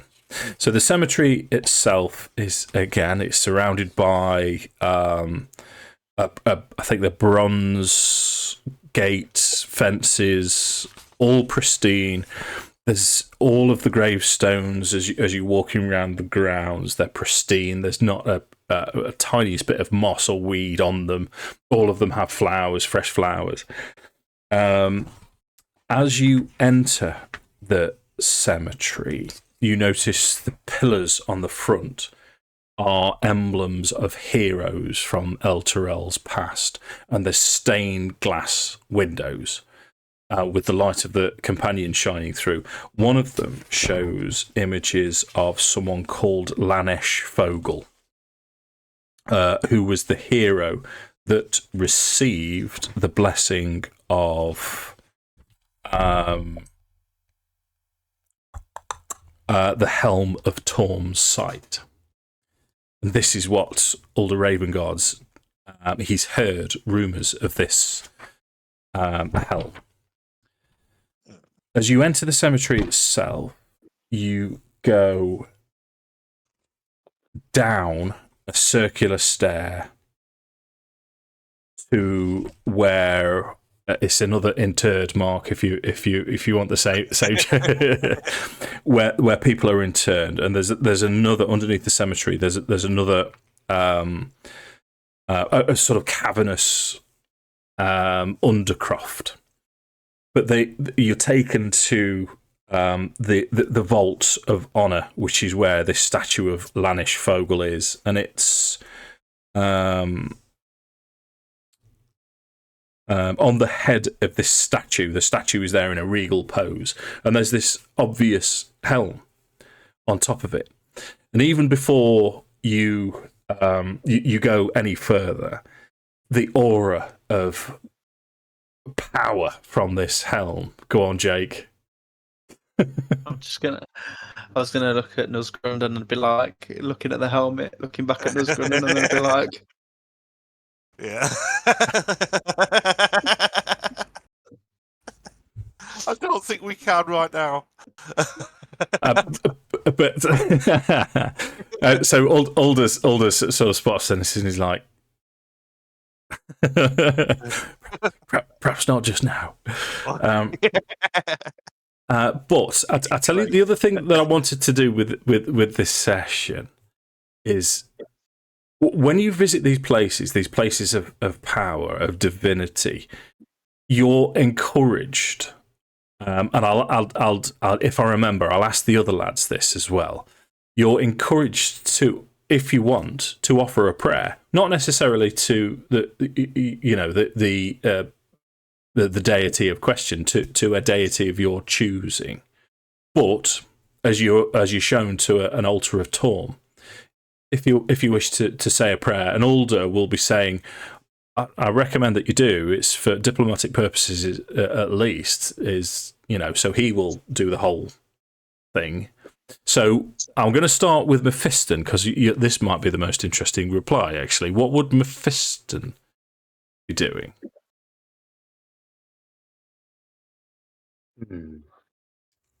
I guess it'd look for something. I don't know. just something that's not all high and grandeur and like no like huge statue dedicated to something, even like something like just like a little bowl or something like that. Yeah. And he'll literally like put a coin into the bowl. Okay. You know, and kind of Wicked. Okay, so we'll say. I mean, in terms of the pantheon in Faerun, there's Ilmater. Ilmater is the god of suffering. Nice. So you see, you're aware of this, and just as a gesture, you pop your coin in, and you feel the divine presence instantly. And it's warm. It's welcoming. It's warm. It's grateful. And when you pray to this temple, you automatically, just in case you need it. I don't know if you'll need it, but for the rest of the day, you are blessed. So you can add a D4 to any dice roll for hit, save, or ability check. Okay. So everything but damage, pretty much. Yeah. So same to Ace. What's Ace's stance on religion and? It's not really something he dabbles with. He doesn't come across as the religious thought. He's a bit arrogant. Like that's how he comes across. Like he's very much his own god.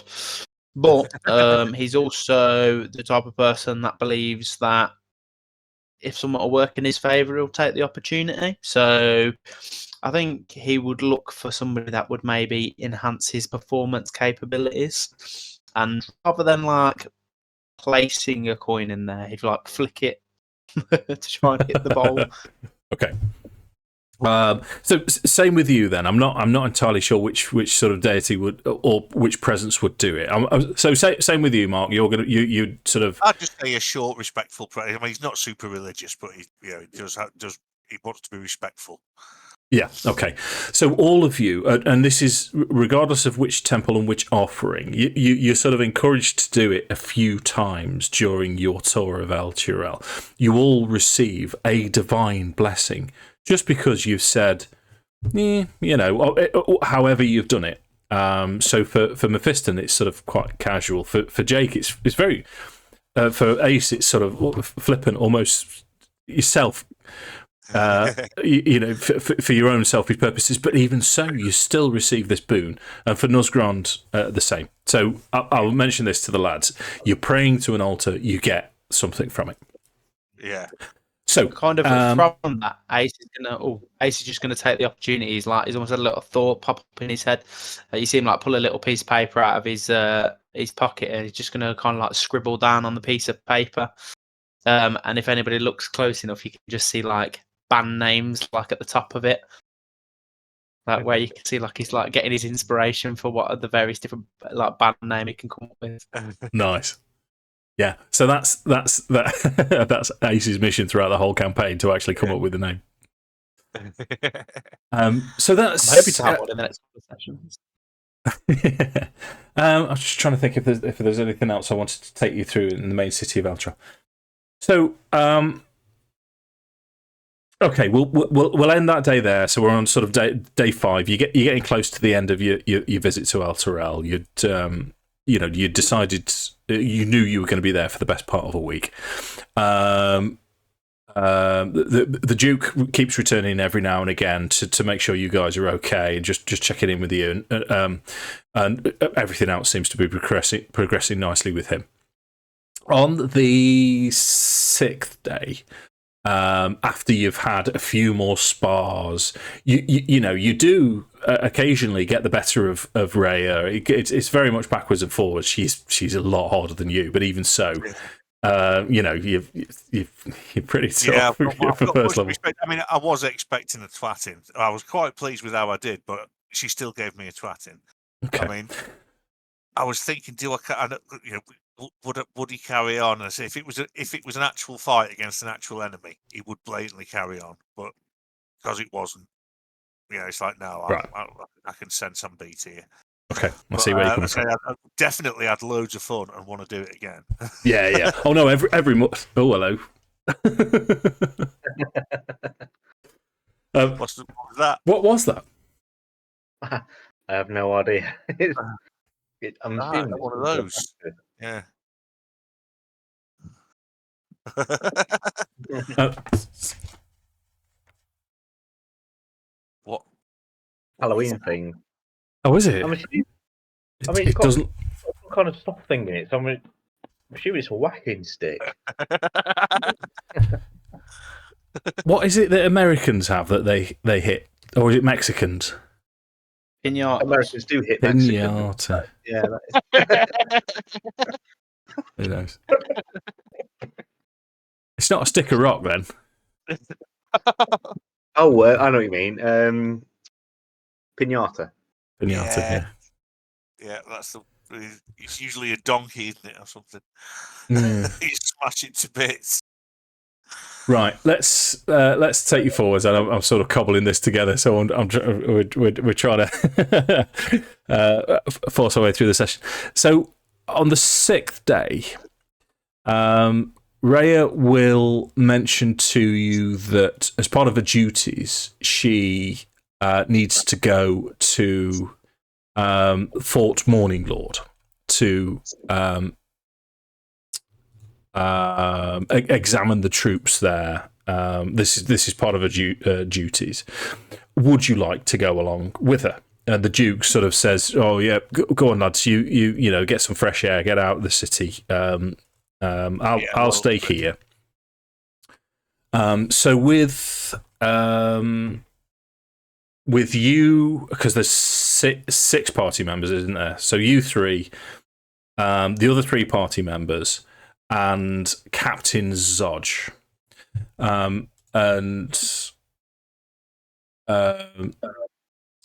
Duke will say to you, "You what? Sorry." Captain Zodge is our sort of squad leader in the. Yes. Yeah. He will say, "No, I'll go on. Go and get some fresh air." So Rhea will arrange horses for you and mount up. And it takes you half a day to get to Fort Morning Lord. On the way there, she will explain to you that years ago, many years ago, the fort fell, and it fell to sort of evil spirits of some description. So the fort itself is abandoned. But the nature of these evil spirits was so invasive that a troop of paladins are camped around Fort Morning Lord to protect the city and keep the evil inside the fort.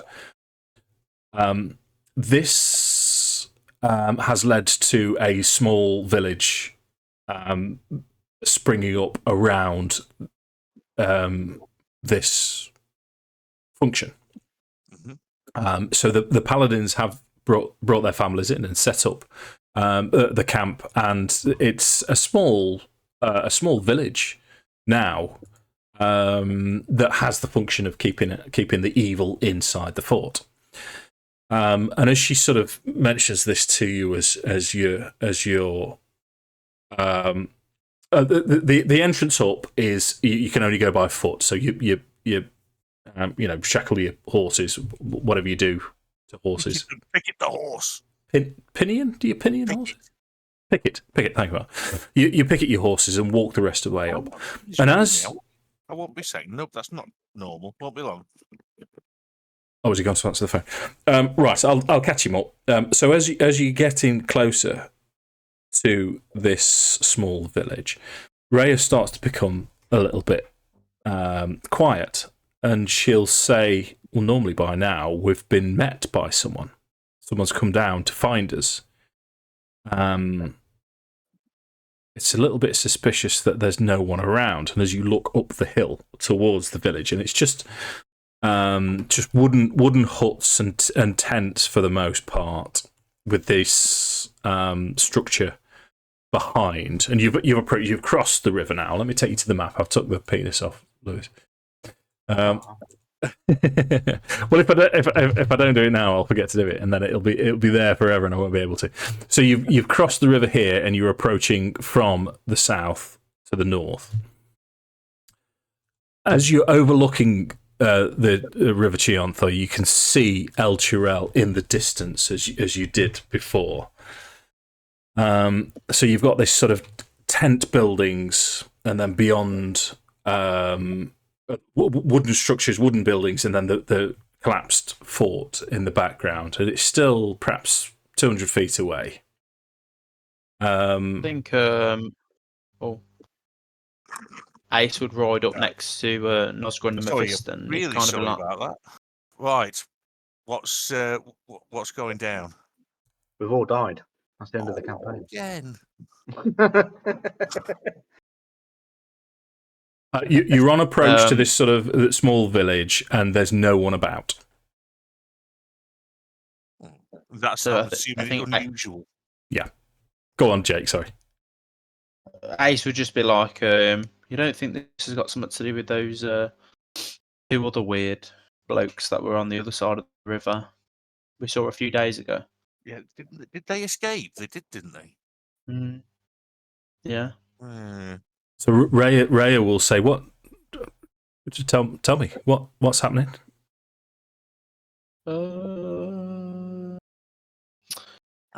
We ran into some trouble on the road. We thought we'd dealt with it. There were some weird people in some weird robes that attacked us. We thought they were coming for They had the undead captain. with them. Yeah. A couple of But them we handled them. Yeah, certainly did. Okay, so to the. Sorry, Lou, go on. Are we sensing anything? Are we smelling anything? Because if, like with anything like death, and with it being high up, it would kind of blow over, wouldn't it? You know what I mean? Death nice, smells like it. Roll perception then. You can all roll if you want. Oh yes, defo. Give it a go. Oh, God's sake. Perception. I've just discovered my underpants. My underpants. Yeah. No, there's. It's unnatural. So it's there's little things that let you know something's not right. So there'll be a clothesline with clothes on it. There'll be perhaps the smell of something burning, and then you realise, no, wait a minute, that's cooking, but you can't smell anything. There's nothing obvious that's out of place, other than the fact the whole thing is not right. Rhea at this point draws longsword and short sword, and she'll look round to you and she'll say, "We need to be on guard. Something's not right." As she says this, just next to you, as you're sort of approaching, there's sort of woods and bushes all around. From out of the bush right next to you, you hear the bushes shake, and then straight away this small girl appears. And just behind her, grabbing onto her, is what appears to be an older human female. So a smaller, perhaps 6 or 7 year old little girl with a woman next to her. And the woman looks up and sees Rhea straight away. And she'll say, "Oh God, thank God you're here! Thank God you're here! They came an hour ago. They came out of nowhere." And Rhea will say, "Who came? Who was it?" And the woman will say, she will basically describe exactly the same outfitted cultists that you encountered on the road. And she'll say they took Gerald. Gerald being this woman's husband, the captain of the guard, and they took them all, and we managed to escape. We don't know what happened. And Rhea turns to you and she'll say, "I need your help. We need to go and investigate. Are you we do. No, we'll come with you. Or I will. I assume the others will come too. Might be fun to be. Oh, it's never fun to leave a band member behind. So Rhea will ask this woman is Danielle, and the little girl's Mabel, and she'll say, Mabel will say, "Oh, please rescue my daddy," and Danielle will tell you that when the cultists arrived, there were perhaps 10 of them, possibly more.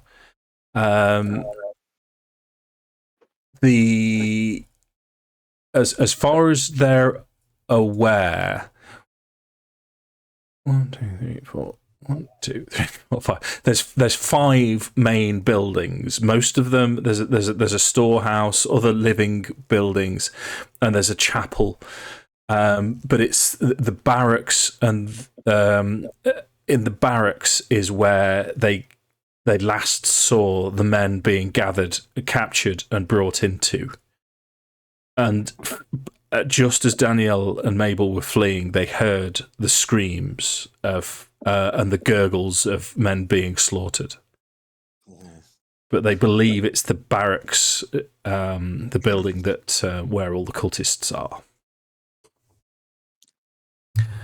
Boys. I suggest so you've got going killing everyone. Sorry, Mark. Go on.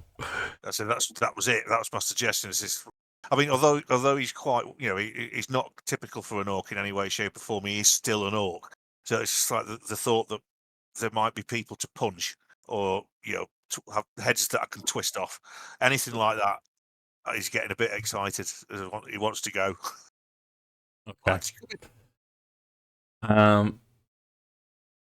So the approach to this to these buildings is uphill.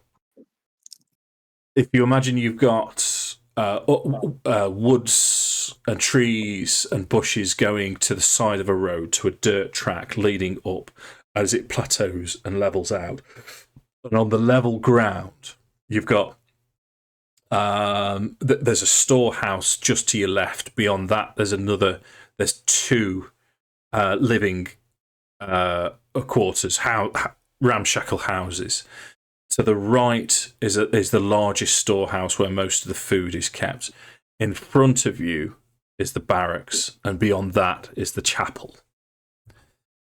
So let me give you the battle map, and what I'll do is I'll stick everyone else's fingers up their bottoms. Fingers up their bottom. No, don't do that. I won't, Mark. Oddly. Don't like Not it. again. No more fingers up bums. Right, let me see if I can make this visible to you. Oh. It's loaded. Slowly. Right. Let me give you your... Oh, still 29 to 30. Yeah, it won't. It'll just take a second. So what I'm going to do, if you do appear, don't. Oh well, I'll do with someone else's token.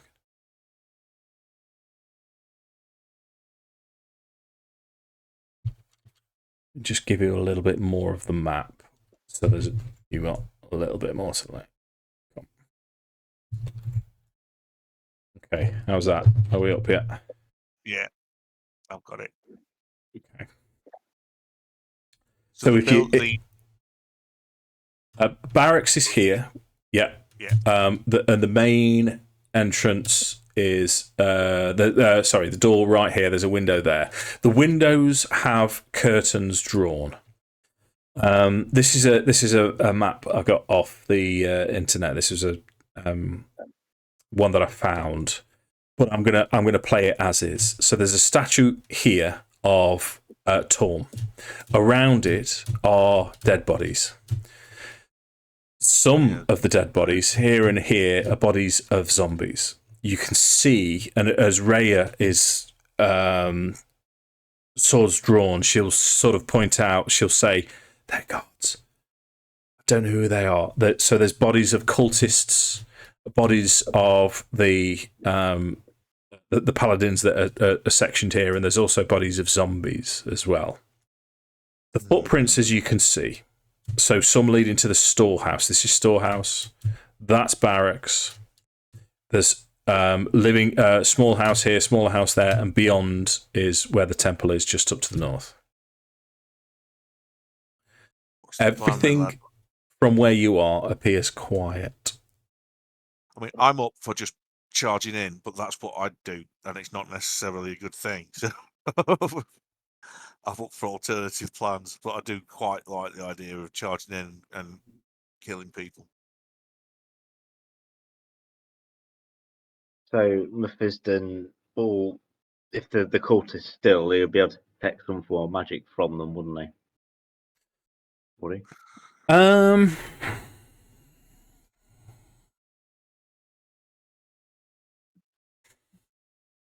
Possibly depend. Not no.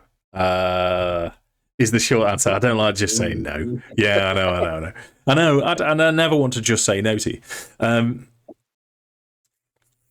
If just roll an Arcana. Fuck's sake. Okay, that makes it relatively simple for me. So with you don't get any bad juju from around you. In terms of from what you can see from where you are, it looks as if some of the damage that has been done to the bodies that you can see may have been from magic, but you're not entirely sure.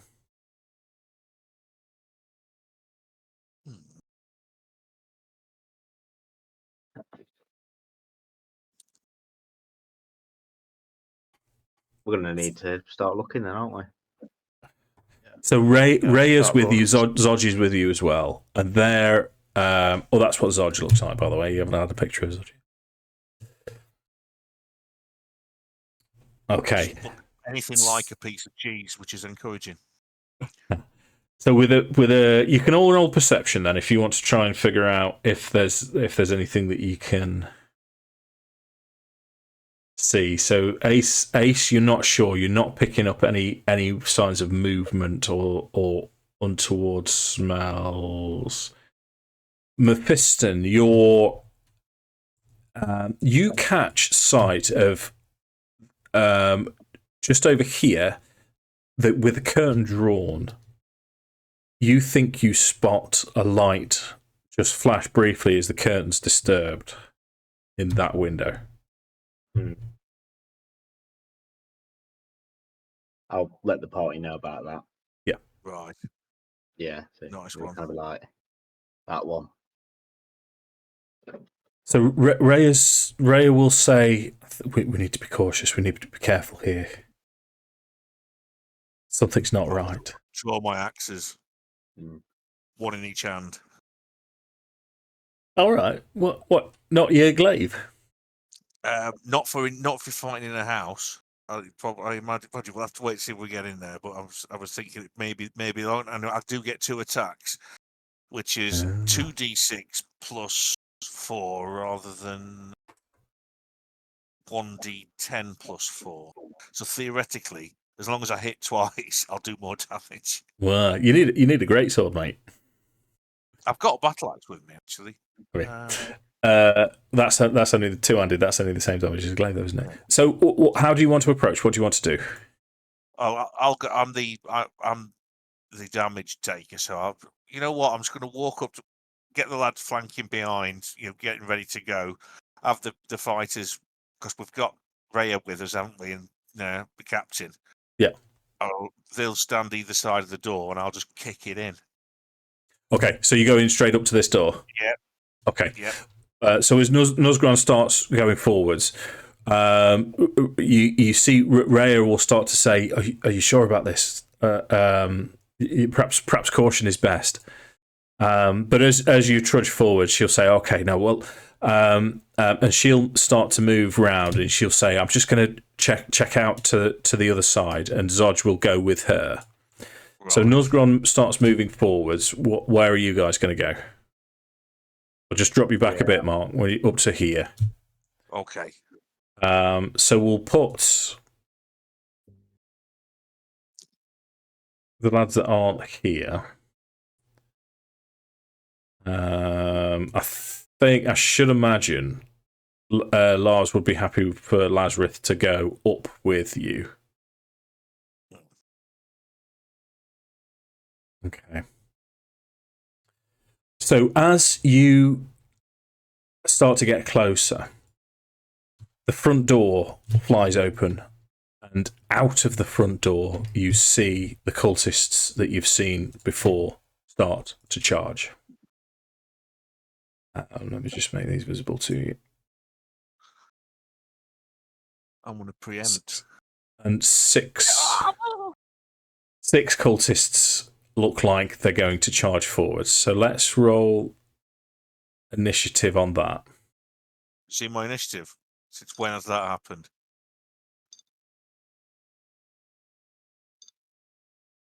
Oh, Jesus. At least the baddies are rolling crap, he says. These Fists of Bane, are they just cultists like warrior cultists as opposed to casters? No, yeah. Born in the dark. Hold up. Oh, I know what I was going to do. Let me just. I'm going to.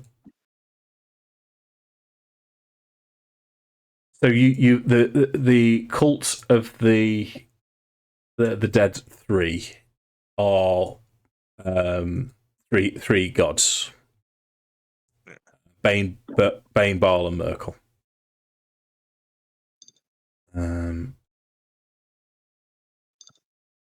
Right, bear with me. Because there's a fair few, so I decided to group them together instead of rolling individual. No. Oh.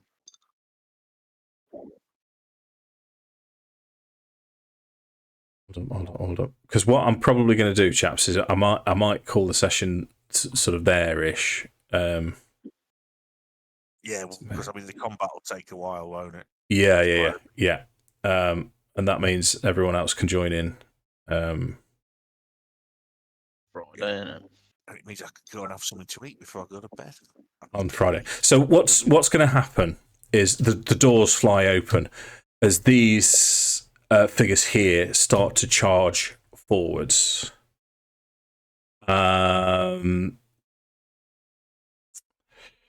But what you hear from them sounds muffled. Obviously, they've got these helmets on, but it's a